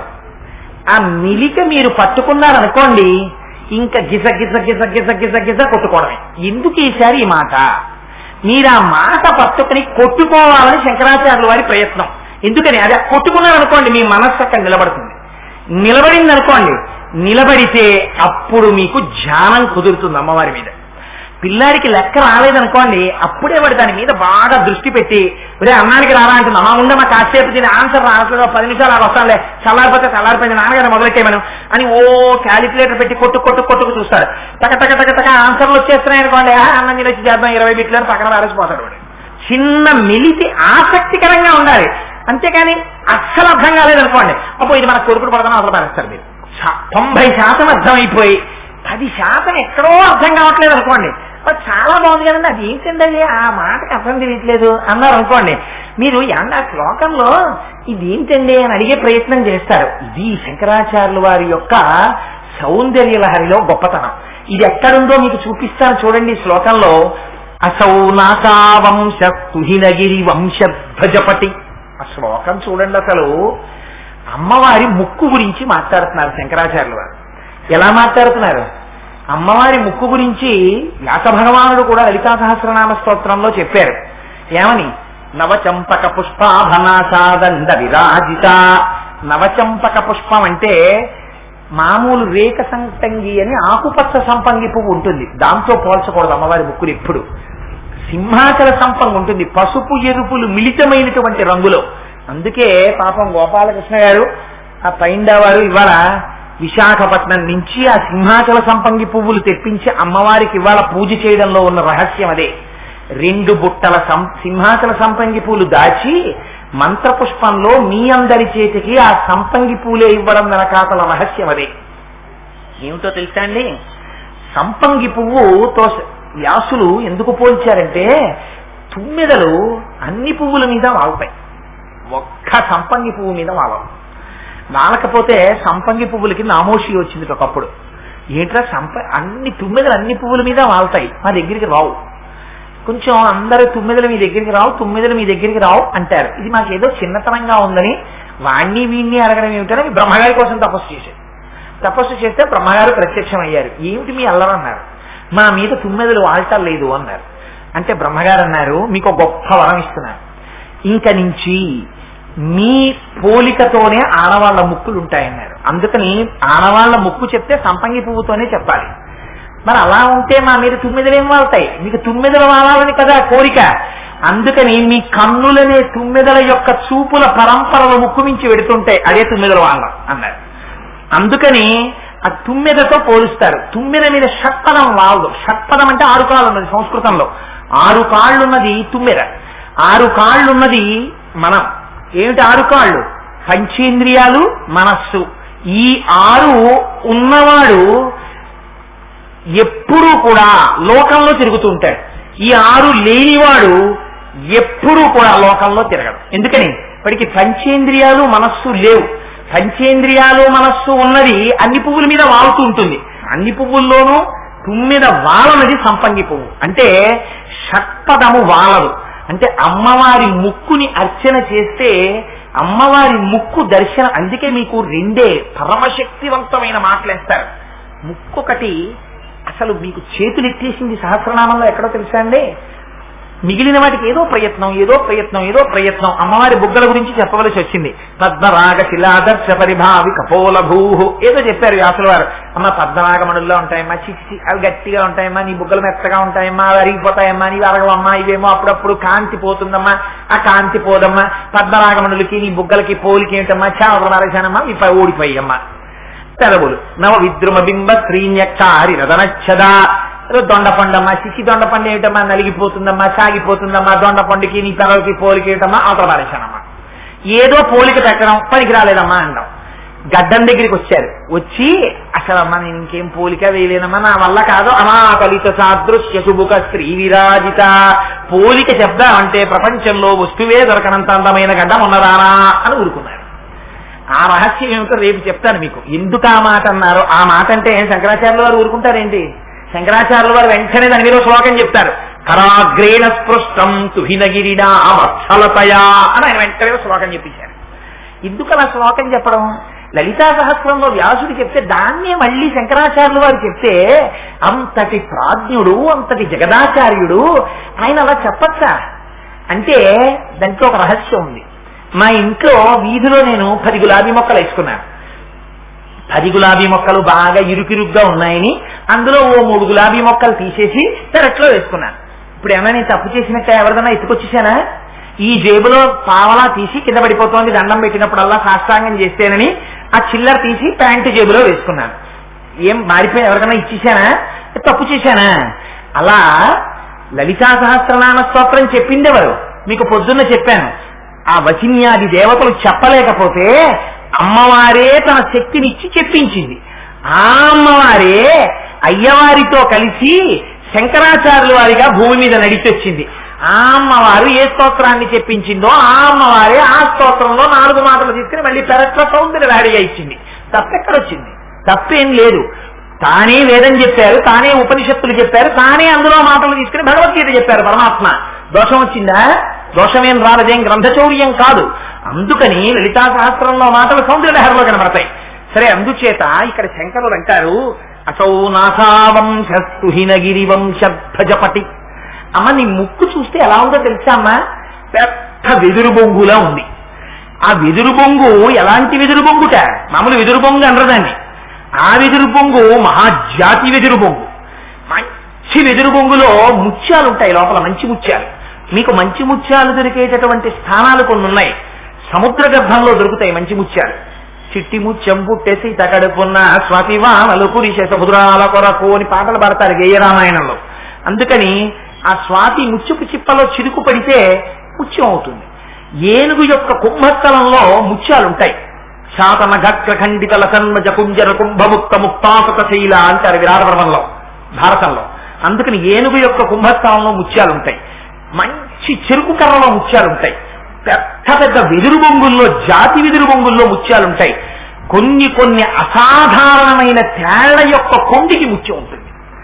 ఇవి ముత్యాలు దొరికేటటువంటి స్థావరాలంటారు పెద్దలు. అందుకని ఇక్కడ శంకరాచార్యులు వారు అన్నారు, అమ్మ నీ ముక్కు చూస్తే పెద్ద వెదురుదండంలా ఉందమ్మా అన్నారు. కాబట్టి లోపల ముత్యాలు ఉండాలి కదా వెదురుదండం అయితే అది ఎలా ఉంది ఆ ముక్కు, ఆ వెదురుదండం? హిమగిరి వంశధ్వజపటి, ఆ హిమవంతుని యొక్క వంశము సామాన్యమైన వంశం కాదైంది. అందులో ఎందరో మహాపురుషులు పుట్టారు. ఆ పుట్టిన వాళ్ళలో అమ్మను పతాకం లాంటిదనివమ్మా హైమవతివి. ఆ హిమవంతుడికి కూతురివై పుట్టి ఆయనకి ఖ్యాతి వచ్చేట్టు ఎన్ని పేర్లు వచ్చాయో తెలుసా నీకు? హైమవతి, శైలజ, హిమగిరి సుత, పార్వతి, ఉమా, ఇవన్నీ పుట్టింటి నుంచి వచ్చిన పేర్లు అమ్మవారికి. అందుకని అమ్మ ఇన్ని పేర్లు వచ్చాయి నీకు. అందుకని హిమగిరి వంశధ్వజపటి, అందుకని ఆ హిమవంతుని యొక్క వంశమునకు నువ్వు పతాకము వంటి దానివమ్మా అన్నారు. అయితే అక్కడ వరకు బానే ఉంది. వెదురు బొంగు అమ్మవారి ముక్కు అన్నారు. అసౌ నాచా వంశస్తు హిమగిరి వంశధ్వజపటి తదీయో లేదీయ ఫలతు ఫలమస్మాకముచితం. ఇక్కడ వచ్చేసిందంతా. వహత్యం తర్ముక్త, అమ్మా నీ ముక్కు వెదురు బొంగుతో పోల్చాం కాబట్టి ఆ లోపల ముత్యాలున్నాయని నేను నమ్ముతున్నానమ్మా అన్నారు. ముత్యాలున్నాయని నువ్వు నమ్ముతున్నావు శంకరా, నా ముక్కులో ముత్యం ఉందని నీకేమిటి ప్రమాణం అని అమ్మవారంటే శిశిరకర నిశ్వాసగళితం అన్నారు. అమ్మా చంద్ర సంబంధమైనటువంటి ముక్కు రంధ్రంలోంచి నాకు ఆ ముత్యం బయటికి వచ్చి లోపలికెడుతూ కనపడుతోందన్నారు. ఇక్కడ పెట్టేశారు మెలకంతా తీసుకొచ్చి. ఎడం ముక్కు కన్నంలోంచి వస్తోంది, కుడి ముక్కు కన్నంలోంచి వస్తోంది అంటే గొడవలేదు, మనకు అర్థమైపోతుంది. కుడి ముక్కులోంచి వచ్చిందిటండి ముత్యం అనొచ్చు, లేకపోతే ఎడం ముక్కులోంచి వచ్చిందిటండి అనొచ్చు. ఇప్పుడు ఏమన్నారు? ఎడం ముక్కు కాదు, కుడి ముక్కు కాదు, చంద్ర సంబంధమైన ముక్కు రంధ్రంలోంచి వస్తోందన్నారు. చంద్ర సంబంధమైన ముక్కు రంధ్రం ఏమిటి? అది ఎక్కడుంటుంది? అది కుడి ముక్క, ఎడం ముక్క, ఏ ముక్కులోంచి? నిశ్వాస గళితం, బయటికి తొయ్యబడినట్టుగా నాకు కనపడుతోంది అన్నారు. ఏమిటా మాట? ఎందుకన్నట్టు? పైగా అక్కడ ఒక మాట అన్నారు, అలా కనపడి లోపలికి వెళ్ళిపోతున్న ముత్యం మమ్మల్ని కటాక్షించుగాక అన్నారు. అదేట ముత్యం రక్షించడం ఏమిటి? ముక్తాహ, ముక్తాహ అన్న మాటకి ముత్యం అని ఒక అర్థం, ముక్తుడైనటువంటి పురుషుడు అని ఒక అర్థం. ముక్తాహ అంటే అమ్మవారి యొక్క ఉచ్ఛ్వాస నిశ్వాసలే, అమ్మవారు ఊపిరి తీసి ఊపిరి పీలిస్తే అది వేదమై వచ్చింది శృతిగా. అందుకని ఆ వేదాన్ని చదువుకొని వేదాంతర్గతమైనటువంటి రహస్యములన్నీ తాను తెలుసుకొని తాను ఆత్మయందు నిలబడి మోక్షమును మాత్రమే అపేక్షించేటటువంటి ముక్త పురుషుడైన వాడెవరుంటాడో అటువంటి ముక్త పురుషుడు అమ్మవారి యొక్క నాసాదండములోంచి బయటికొచ్చి లోపలికి వెళ్ళేటటువంటి ముత్యాన్ని మానసికంగా ధ్యానంలో దర్శనం చేసిన వారికి మాత్రమే పుడతాడు, మామూలు వాళ్ళకి పుట్టాడు. అందుకని ఈ యోగ రహస్యం చెప్పాలి. ఇక్కడ యోగ రహస్యం చెప్పాలంటే శిశిరకర నిశ్వాసగళితం, ఎడమ ముక్కులోంచి బయటికి వస్తోంది అన్నారు. యోగ రహస్యం ఏమిటో తెలుసా అండి? మీరు అంటే ఇది చూసుకోవడం కూడా కొంచెం కష్టమే. మీరు ధ్యానంలో మీకు కొంచెం పరిణతి వస్తే మీరు దీన్ని పట్టుకోవచ్చు. మీరు లోకంలో తిరుగుతున్నారనుకోండి, మామూలు మీ ఉద్యోగం చేసుకుంటున్నప్పుడు, మీ కోపం వస్తున్నప్పుడు, మీరు ఇంట్లో ఉన్నప్పుడు మీ ఎడమ ముక్కు ఎక్కువ గాలి లాక్కుంటుంది, కుడి ముక్కు ఎక్కువ గాలిని వదిలిపెడుతుంది. మీరు ధ్యానంలోకి వెళ్ళిపోయారనుకోండి, మీరు ఇంద్రియాలని అరికెట్టేసి ప్రాణాయామం చేసి పద్మాసనం వేసి కూర్చుని ఏదో ఒక శ్లోకం గురించో అమ్మవారి గురించో అయ్యవారి గురించో ధ్యానం చేస్తున్నారనుకోండి, కొంతసేపటికి ముందు ఏమైపోతుందంటే ఇంద్రియాలు వెనక్కి వెళ్ళిపోతాయి. చెవు వినడం మానేస్తుంది, కన్ను చూడడం మానేస్తుంది, స్పర్శేంద్రియానికి స్పర్శ తగ్గిపోయి ఇంద్రియాలు మనస్సులోకి వెళ్ళిపోతాయి. ఆ మనస్సు కూడా ఏం చేస్తుందంటే ఊపిరి లోపలికి తీసి బయటికి వస్తున్నంతసేపు కదులుతూ ఉంటుంది. ఆ ఊపిరి కూడా ఏమవుతుందంటే మందగిస్తుంది. బాగా వేగంగా తీసి వేగంగా వదలకుండా మందంగా తీసి మందంగా వదులుతాడు. ఇదే మరాళి మందకమన అంటేను. ఈ మందంగా తీసి మందంగా వదులుతున్నప్పుడు మనస్సు నిలబడిపోతుంది. మనస్సు నిలబడిపోయినప్పుడు మీరు ఆ ధ్యాన స్థితిలోకి వెడుతూ ఉంటారు. వెడుతున్నప్పుడు ఏం చేస్తుందంటే ఇప్పటి వరకు ఎడమ ముక్కులోంచి లోపలికి వెళ్లి కుడి ముక్కులోంచి బయటికి వచ్చిన గాలి మార్పు చెందుతుంది. ధ్యానంలోకి వెళ్ళినప్పుడు కుడి ముక్కులోంచి ఊపిరి లోపలికి వెళ్ళి ఎడమ ముక్కులోంచి మందంగా బయటికి రావడం మొదలెడుతుంది. ఇది మీరు చూసుకుందాం అలా అవుతుందేమో అని కూర్చున్నారనుకోండి, మీ దృష్టి ఊపిరి మీద ఉంటుంది, ధ్యానం మీద ఎలా ఉంటుంది? కుదరదు. అందుకని మీరు ధ్యానంలోకి వెళ్ళి బయటికి వచ్చేటప్పుడు ఒకసారి ఎప్పుడైనా ఒక్కసారి అలా గబుక్కుని వాచ్ చేస్తే తెలుస్తుంది. నిజమే, ఓయ్ ఎడం ముక్కులోంచి ఎక్కువ బయటికి వస్తోంది, కుడి ముక్కులోంచి లోపలికి వెడుతోంది గాలి. ఇది యోగ సంబంధమైన రహస్యం. అలా చేస్తే ఏమవుతుందంటే ఇడ అని ఎడమ ముక్కుకి ఒక నాడి ఉంటుంది, పింగళ అని కుడి ముక్కుకి ఒక నాడి ఉంటుంది.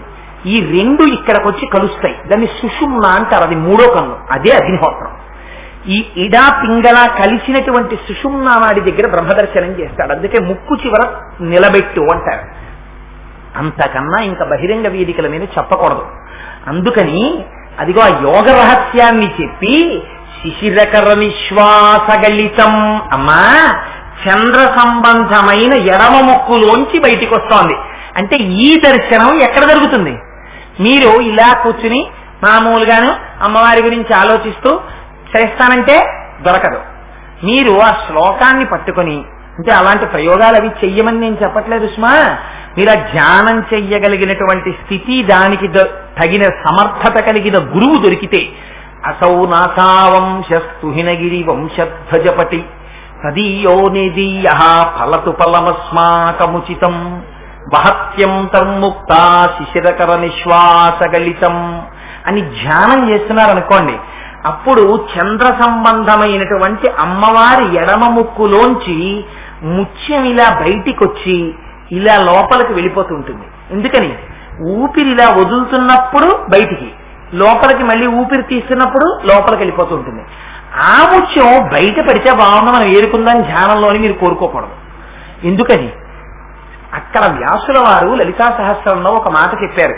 తారా కాంతి తిరస్కారినాసాభరణభాసురా, అమ్మవారి ముక్కుకి పెట్టుకునేటటువంటి ఆభరణం నక్షత్రముల యొక్క కాంతిని తిరస్కరించేటటువంటి ఆభరణం పెట్టుకుంటుంది. ఇక్కడ కనపడేటటువంటి ముత్యములు ఉండేటటువంటి స్థావరములు పండే అనుకోండి, ఆ వస్తువు నశించిపోతుంది. మీకు ఏనుగు కుంభస్థలంలో ముత్యాలు మీరు తెచ్చారనుకోండి, ఆ ఏనుగు మరణించిందని గుర్తు. అమ్మవారి మెడలో ఉండేటటువంటి ముత్యాల మాల ఎక్కడిదో తెలుసా అండి? పరమశివుడు గజాసుర సంహారం చేసిన తర్వాత ఆ గజాసురుని యొక్క కుంభస్థలంలో ఉన్న ముత్యాలన్నీ ఏరి దండ కట్టి అమ్మవారి మెడలో ఇచ్చాడు. ఆయన ఏం వేసుకుంటాడు? మీకు అందుకే అమ్మవారికి అయ్యవారికి ఒక పెద్ద తేడా కనబడుతుంటుంది. అమ్మవారి మెడలో ముత్యాల మాల వేస్తాడు. తను వేసుకోవచ్చుగా, ఈ రోజుల్లో మనం వేసుకోవట్లా, మనం అంటే మొగాళ్ళం వేసుకోవట్లా బంగారు గొలుసులు అన్నిని. అలా శంకరుడు కూడా పార్వతి కొన్ని నువ్వు గుచ్చుకుని వేసుకో, నేను కొన్ని గుచ్చుకుని వేసుకుంటానే, పోనీ ఆవిడైనా స్వామి అన్ని నాకెందుకండి, ఓ 4 ముత్యాలు మీరు ఆ రుద్రాక్షల్లో వేసుకుని వేసుకోండి సరదాగాను అనొచ్చు కదా. ఆయన వేసుకోడు. ఆయన ఏం వేసుకుంటారో తెలుసండి, ఆయన అన్ని భోళాశంకరుడు. నిన్న చెప్పారే, ఆయనకి ఏం బాధ ఉండదు. ఆయన గబాలన చేతిలో పట్టుకుని పక్కింటికి వెళ్ళిపోతాడు భౌత భిక్షాందేహని. ఎంత భోళాశంకరుడు అంటే ఆయన బ్రహ్మమస్త కావలి నిబద్ధతే నమ శివాయ అన్నారు నక్షత్రమాలా స్తోత్రంలో శంకరాచార్యుల వారు. ఆయన కపాలాల మాలో తీసుకుంటాడు. పునుకల పేరు కంఠమున భూరి భుజంగము భూషణంబుగా నమయము భస్మధారణము ఎద్దినివాతము మెరువిల్లుగా అనుగుగ దంతి చర్మమును హస్తములందు కపాల శూలముల్ పడివడిదాల్తు శంకరు కృపావరు రూపమున ఆశ్రయించడం.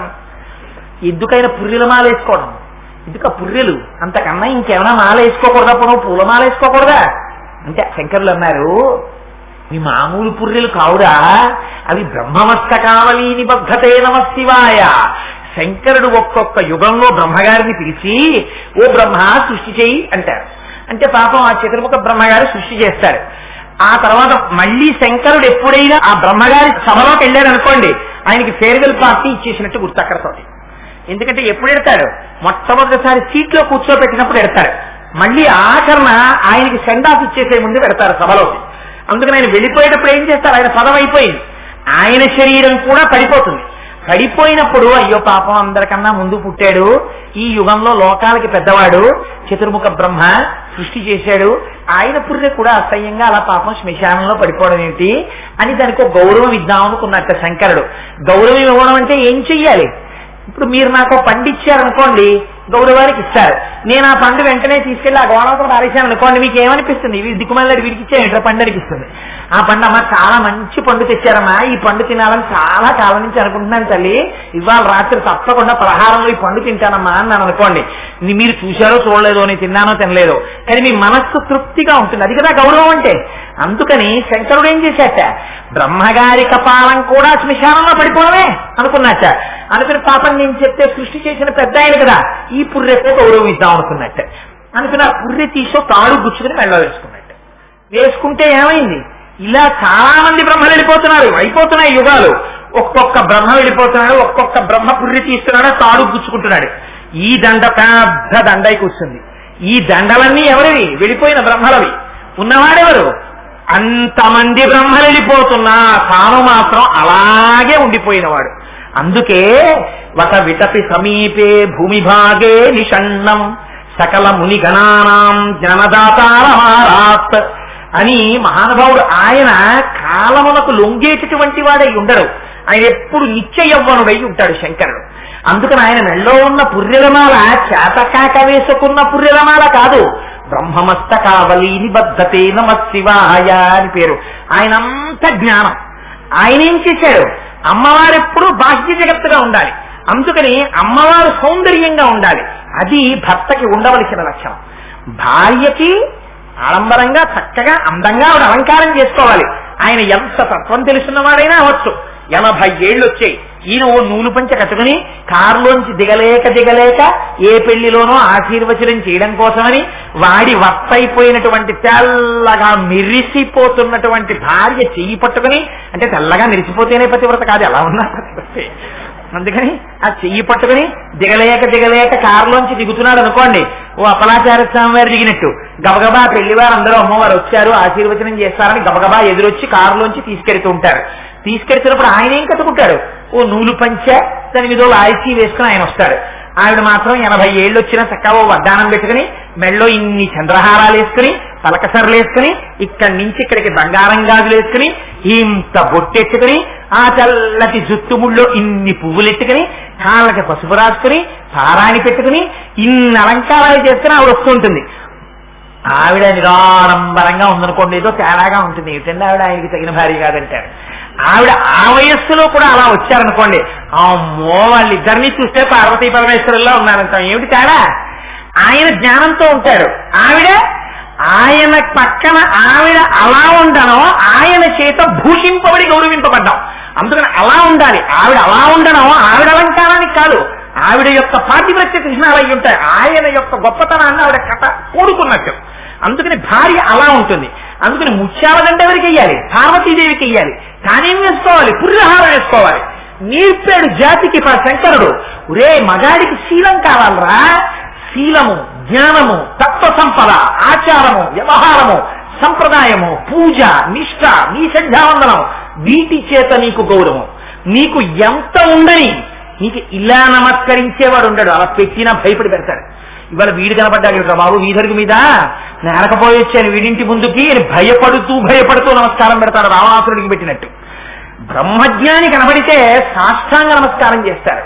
అందుకని మగవాడికి ఉండవలసినది ఏమిటో శంకరుడు తన యొక్క స్వరూపంలో చూపించాడు, పార్వతీదేవిని అలా ఉంచి చూపించాడు. అందుకని అమ్మవారి మెడలో ముత్యాలహారం వేశాడు. గజాసురుని యొక్క కుంభస్థలాన్ని చీల్చి శంకరుడు అమ్మవారి ముక్కులోంచి వస్తున్నటువంటి ముత్యాన్ని చూస్తే మనకేమవుతుంది? అది శిశిరకర నిశ్వాస గణితం, చంద్ర సంబంధమైనటువంటి రంధ్రంలోంచి బయటికి వస్తోంది. అందుకని నువ్వు కూడా అది ఎక్కడ దర్శనం చెయ్యాలి? యోగములో దర్శనం చెయ్యాలి, ధ్యానములో దర్శనం చెయ్యాలి. అలా దర్శనం చేస్తే ఫలితం ఏమిటి వస్తుంది? ముక్తాహ. ఎవరు తరిస్తారు? మనం తరించాలంటే ఎంత ఐశ్వర్యవంతులు కొడుకులు పుట్టనివ్వండి, తప్పేం లేదు, కొడుకులు పుట్టవలసిందే ఐశ్వర్యం ఉన్నవాళ్ళు. ఎంత అధికారం ఉన్నవాళ్ళు పుట్టనివ్వండి, ఏదో కొంతకాలం ఉంటుందేమో ఆ ఫలితం. కారే రాజులు రాజ్యములు గెలువరే, గర్వోన్నతిం పొందరే వారేరి, సిరి మూట కట్టుకొని పోవంజాలిరే, భూమిపై పేరైనం కలదే, సిబి ప్రముఖులను ప్రీతిం యశక్కాములై ఈరే కోర్కెల్, వారలంతలపరే ఈ కలమున్ భార్గవ. ఉండిపోయేదేది ఉండిపోతుంది వంశంలో. ఒక మహాత్ముడైన వాడు ఒక వంశంలో పుట్టాడనుకోండి, ఆ ఇంట్లో ఆయన చేసినటువంటి తపస్సు యొక్క పూజ యొక్క ఫలితంగా పరమేశ్వరుడు అపారమైన సంతృష్టిని చెంది, వాడి వంశంలో పుట్టిన వాళ్ళురా, వాడి కంటి వెంట నీరు రాకూడదని వాళ్ళ వంశంలో ఉన్న వాళ్ళ జోలికి కూడా వెళ్ళాడు ఆయన పాదాలు పట్టుకుంటే. ఇలా ఎక్కడైనా ఉదాహరణ ఉందా అండి అని మీకు అనుమానం రావచ్చు. ప్రహ్లాదుడు పరమాత్మ పాదములు పట్టి పూజించాడు. తన్ను నిశాచరుల్ పొడవ దైత్యకుమారుడు మాటిమాటికో పన్నగచాయి, ఓ ధనుజభంజన, ఓ జగదీశ, ఓ సర్వాపన్న శరణ్య అంచు నుటించు కాని తా కన్నుల నీరుతాడు భయకంప సమేతుడు కాడు భువర. ఈ విషయాన్ని మీరు అర్థం చేసుకున్నారనుకోండి, ప్రహ్లాదుడి భక్తి అంటే మీకు అర్థమవుతుంది. తండ్రి కన్న తండ్రి రాక్షసుల్ని పిలిచి అన్నాడు, వీడు ఎంతసేపు హరినామస్మరణ చేస్తున్నాడు రా, వీడిని శూలాలతో పొరవండి అన్నాడు. అంటే 50 మంది రాక్షసులు చుట్టుముట్టారు. మీరు ఉత్తప్పుడు స్వామినామం చెప్పచ్చు, కానీ భయానకమైనటువంటి స్థితి వచ్చిందనుకోండి, అప్పుడు మీ దృష్టి ఏమైపోతుందంటే మనస్సు వెళ్ళి స్టకపయ్యే అంటారు చూసారా. మీరు రోడ్డు మీద ఎడుతుంటే పక్కనే ఉన్నటువంటి గేది ఇలా కొమ్ము విసిరింది అనుకోండి, అప్పుడు ఎగిరి పక్కకి తూలుతారు కానీ తూలేటప్పుడు శివ అనగలరా? అప్పుడే అనలేదే.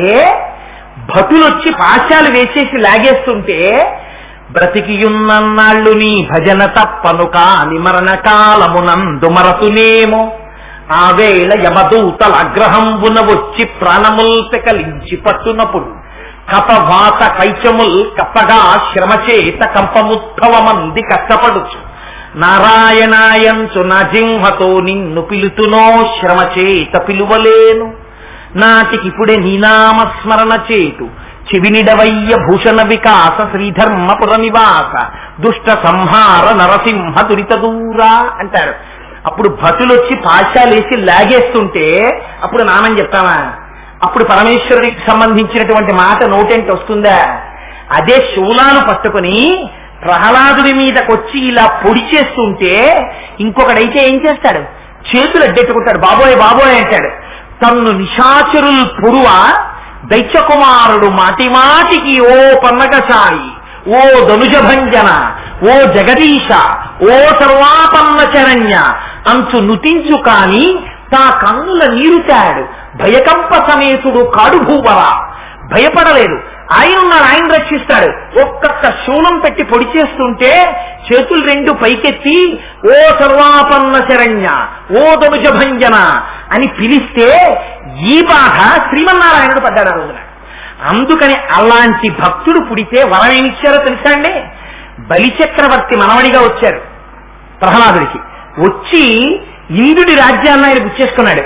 ఏ బలిచక్రవర్తిని సంహరించలేరా శ్రీ మహావిష్ణువు? ప్రహ్లాదుడికి మనవడు. నేను కాని సుదర్శనం ప్రయోగించానా, బలిచక్రవర్తి బాధపడతాడు, నా మనవడిని చంపేశారని. అందుకని మహానుభావుడు బలిచక్రవర్తిని చంపకుండా శ్రీ తన సొత్తు లక్ష్మీదేవి, అటువంటి వాడు ఆదిం శ్రీసతి కొప్పుపై చనువుపై అంశోత్తరీయంబుపై పాదాబ్జంబులపై కపోలతటిపై పాలింజపై నూత్న మర్యాదం చెందు కరంబు క్రిందకుట, ఆపైన కరంబుంటమేల్ కాదే రాజ్యము గిజ్యమున్ సతతమే కాయంబు నాపాయమే.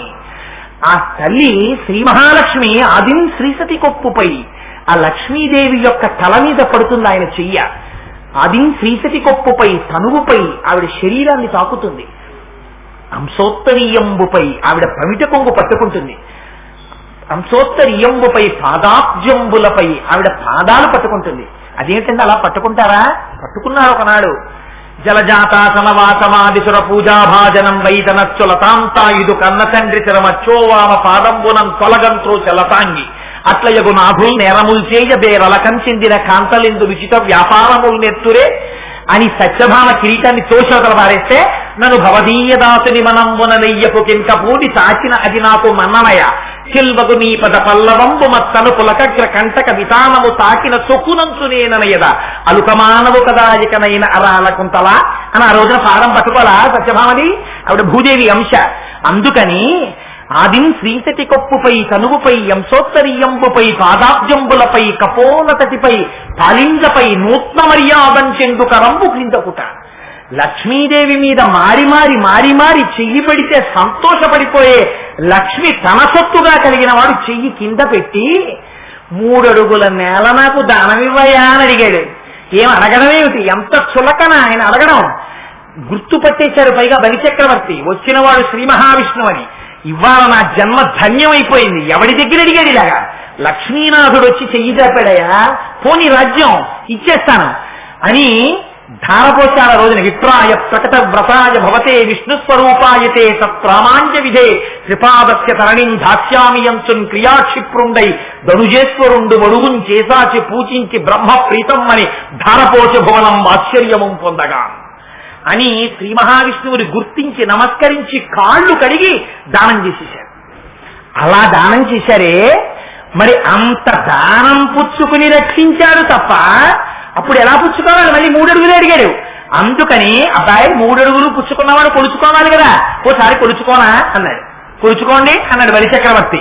ఇంతంతైవతుడు ఇంతయై వరుగుతానింతై అభోవీధిపై ఎంతై చంద్రునకంతయై ధ్రువునిపై ఎంతై వహర్వాటిపై ఎంతై అని పెద్ద పెరిగిపోయాడు.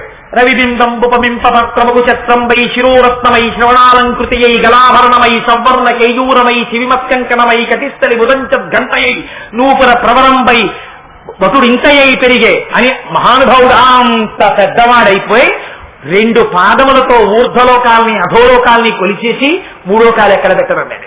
సునృతంబు కాని నుడువదు నా జింహ బొంకజాల నాకు బొంకు లేదు, నీ తృతీయ పదము నిజమునా శరమున నెలవు చేసి పెట్టు నిర్మలాత్మ అంటే తల మీద పెట్టి పాతాళానికి తొక్కి ఇక్కడ రాజుగా ఉండవయ్యా, సావర్ణ్య దుర్భాషితమగు నాచోటికి రావింతును అందు మీద రక్షించుదయన్నాడు. అని రక్షించాడే. ఎవరి కోసం రక్షించాడు? ముందు ప్రహ్లాదుడు పుట్టాడు కాబట్టి బలిచక్రవర్తిని రక్షించాడు. వంశంలో ఒక్కడు అమ్మవారి పాదములు పట్టి పూజించి ముక్త పురుషుడై అందరిలా ఇంద్రియలంపటములకు లొంగని వాడైనటువంటి ఒక్క ముక్త పురుషుడు పుట్టాడా, అటు 7 తరాలు ఇటు 7 తరాలు తరించిపోతాయి. అలా తరింపచేయగలిగినటువంటి ముక్త పురుషుడు జన్మించాలంటే శిశిరకర నిశ్వాస గళితం. ఇది శంకరాచార్యుల వారు అడుగుతున్న ఫలితం. శంకరాచార్యుల వారికి ఎందుకండి ఫలితం? వారే సహజంగా బ్రహ్మజ్ఞాని, అహం బ్రహ్మాస్మి స్థాయికి ఎదిగిన వారు, మహాపురుషులు, జగద్గురువులు. శృతి స్మృతి పురాణానాం నలయం కరుణాలయం నమామి భగవత్పాదం శంకరం లోకశంకరం. ఏ మహానుభావుడి పాదములకు నమస్కరిస్తే శృతి స్మృతి పురాణములు ఏ విధమైన అనుమానములకు తావు లేకుండా భాషిస్తాయో అంతటి శక్తినియ్యగలిగినటువంటి పాద పంకజము కలిగినటువంటి మహాపురుషుడు జగద్గురువు ఆదిశంకర భగవత్పాదులు. అటువంటి శంకరులు ఆ ముత్యము మాకు ఫలితమునిచ్చుగాక అని అంటే ఏమిటి? ఎవరి కోసం? మన కోసం. మీ వంశంలో ఒక ముక్త పురుషుడు జన్మించాలంటే, ఒక రమణులు జన్మించాలంటే, లేదా ఒక రామకృష్ణ పరమహంస జన్మించాలంటే, ఒక వివేకానందుడు జన్మించాలంటే అమ్మవారి నాసాపుటములోంచి బయటికొచ్చి లోపలికి వెళ్ళిపోయేటటువంటి ముత్యమును ఎవరు దర్శిస్తున్నారో ధ్యానమునందు అటువంటి వారి కడుపున లేదా అటువంటి వారి తేజస్సు భార్యయందు నిక్షేపింపబడి ముక్త పురుషుడు జన్మించుతున్నాడు. ఇది చెప్పడానికి అసౌ నాసా వంశస్తుహినగిరి వంశధ్వజపటి తదీయో నిదీయ ఫలతు ఫలమస్మాకముచితం వహత్యం కర్ముక్త శిశిరకర నిశ్వాసగళితం సమృద్ధ్యాయత్తాథా బహిరతి సముక్తామణిధర. అమ్మా అదిగో అలా బయటికొచ్చి లోపలికి వెళ్ళిపోతున్నటువంటి ముత్యం ఉందే, ఆ ముత్యాన్ని నువ్వు నాసాపుటమునందు ఆభరణముగా ధరించావని నేను అనుకుంటున్నాను. మహాపతివ్రతల యొక్క లక్షణాల్లో పెట్టుకోవలసినటువంటి ఆభరణముల యొక్క జాబితాలో ముక్కుకు ఉండేటటువంటి ఆభరణము ఒకటి. ముక్కుకి ఆభరణం పెట్టుకుంటారు. ఆ ముక్కుకి సాధారణంగా ఇటుకాని పెట్టుకుంటారు ముక్కు కుట్టించుకుని. ఇప్పుడు మనమైతే, పూర్వం అయితే ఏమిటో తెలుసా అండి, ఆభరణము అంటే చాలా గొప్ప ఆభరణం ఏమిటో తెలుసా, ఇక్కడ ముత్యం తగిలించుకునేవారు. అలా ఎలా తగిలించుకుంటారండి అని మనం అనుమానం రావచ్చు. వాళ్ళు తగిలించుకోవడం వాళ్ళకి వచ్చి తగిలించుకున్నారు. ఇప్పుడు మనం కుట్టుకోవడం వస్తే అప్పుడు ఎలా తగిలించుకున్నారని తెలియని కొన్నాళ్ళకి ఆభరణం అదృశ్యం అయిపోయింది అనుకోండి, ముక్కు కుట్టించుకోవడం ఏమిటండి అని రాబోయే తరాల వాళ్ళు అడగచ్చు. అలా ముక్కికి ఇక్కడ పెట్టుకోవడం ఏంటి, ఇది స్త్రీలే కాదు తెలుసా అండి, పురుష స్వరూపంగా ఉన్న పరమాత్మ ఎక్కడెక్కడ అపారమైన ఆకర్షణశీలుడై ఉంటాడో, ఎక్కడెక్కడ జగత్తునంతటి తన వైపుకి తిప్పుకుంటాడో అమ్మవారే శ్రీ మహావిష్ణువుగా ఉంటారు పుంస్వరూపంలో. అందుకే ఈ ముత్యాన్ని ఆభరణంగా పెట్టుకోవడం అన్నది శ్రీ మహావిష్ణువుకి కూడా ఉంది అలవాటు. ఎక్కడుంది చెప్పండి, కస్తూరీ తిలకం లలాట ఫలకే వక్షస్థలే కౌస్తుభం నాసాగ్రే నవమౌక్తికం కరతలే వేణుంకరే కంకణం అని మీరు ప్రార్థనా శ్లోకంలో చెప్పట్లా, నాసాగ్రే నవమౌక్తికం. కృష్ అంటే నిరతిశయ ఆనంద స్వరూపుడు. అందుకే ఆయన వచ్చి నిలబడ్డాడా, అంగనామంగనామంతరే మాధవం మాధవం మాధవం చంతరే నంగన ఇద్దిదా కల్పకౌ మండలే మధ్యగౌ సంజ్ఞగౌ వేణున దేవకీ నందన. ఆబాల గోపాలం.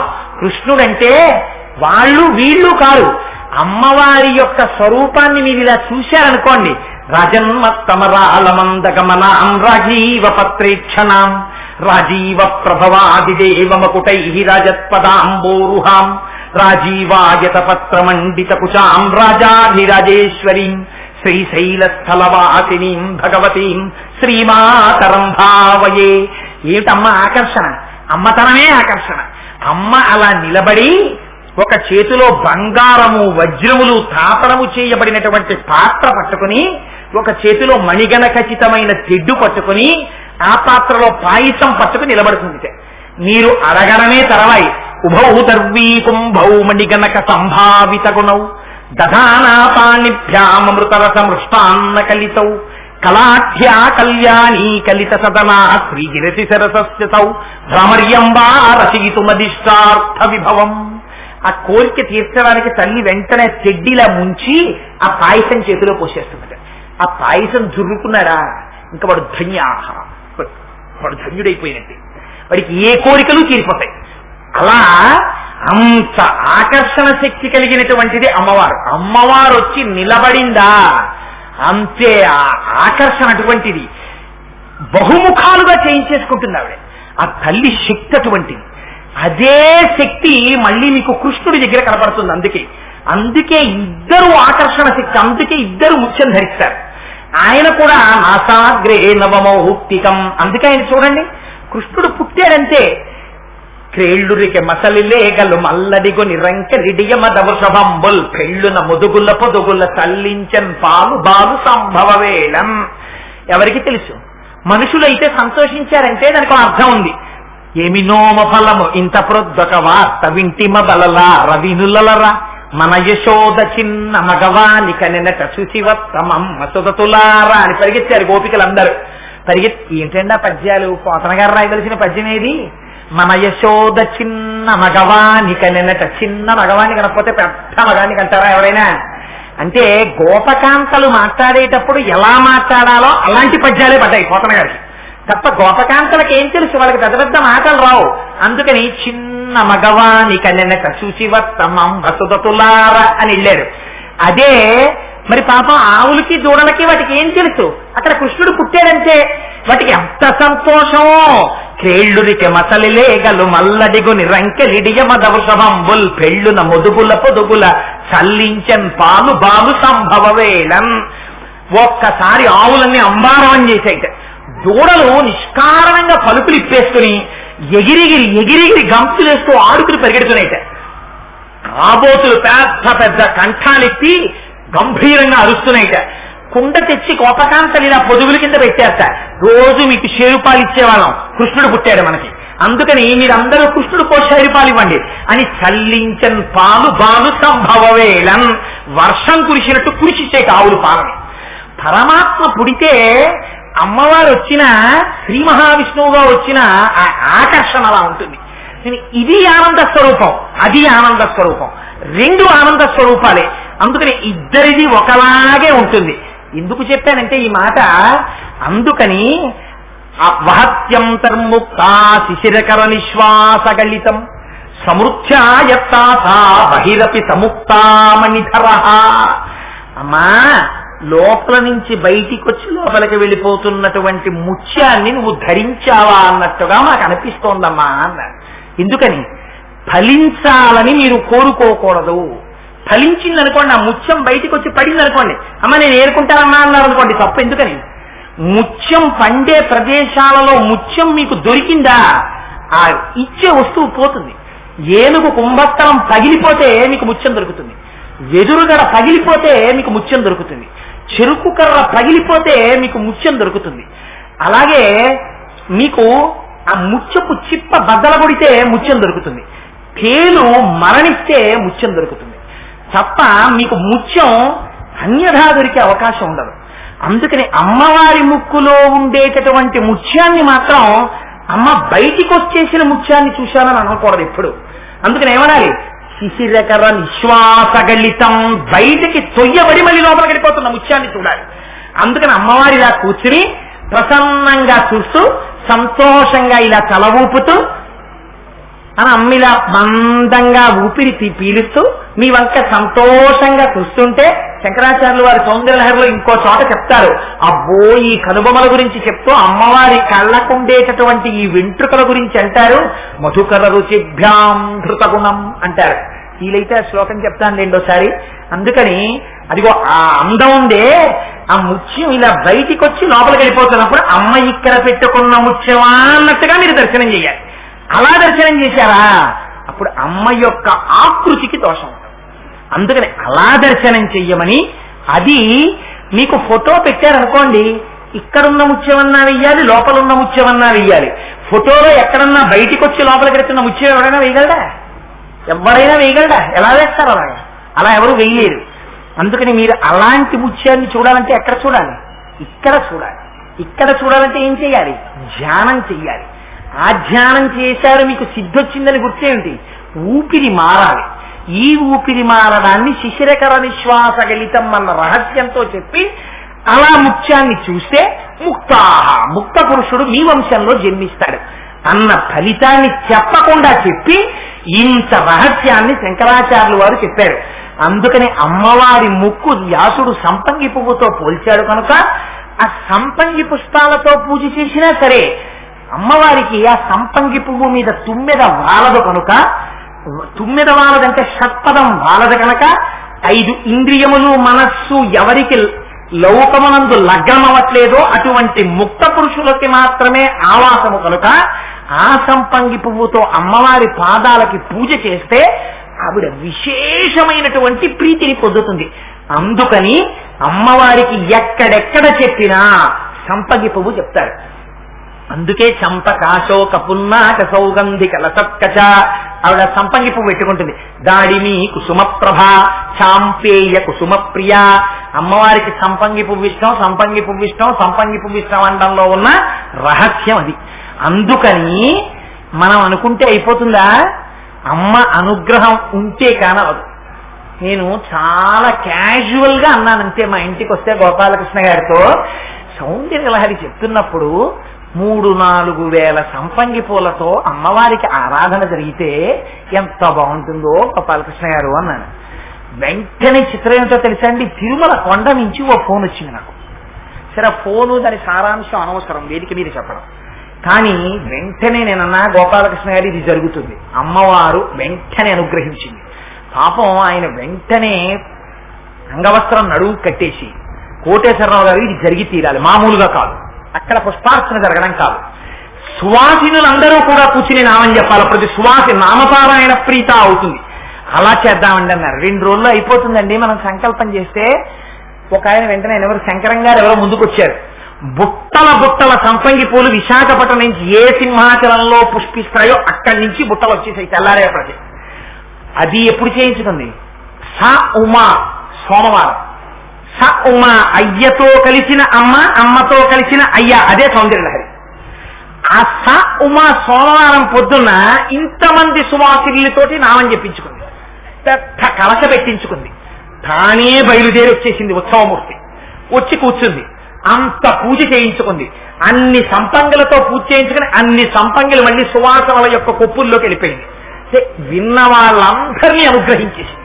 ఇది కాదు పరాశక్తి యొక్క అనుగ్రహం అంటే, ఇది కాదు శ్లోకంలో శంకరాచార్యులు వారు అపేక్షించిన ప్రయోజనం, ఇది అమ్మవారి అనుగ్రహం.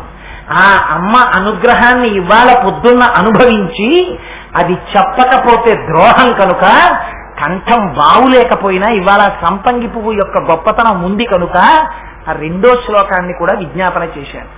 మంగళాశాసన పరైః మదాచార్య పురోగమైః సర్వైశ్చ పూర్వైరాచార్యైః సత్కృతాయాస్తు మంగళం. మంగళం కోసలేంద్రాయ మహనీయ గుణాత్మనే చక్రవర్తి తనూజాయ సర్వభౌమాయ మంగళం.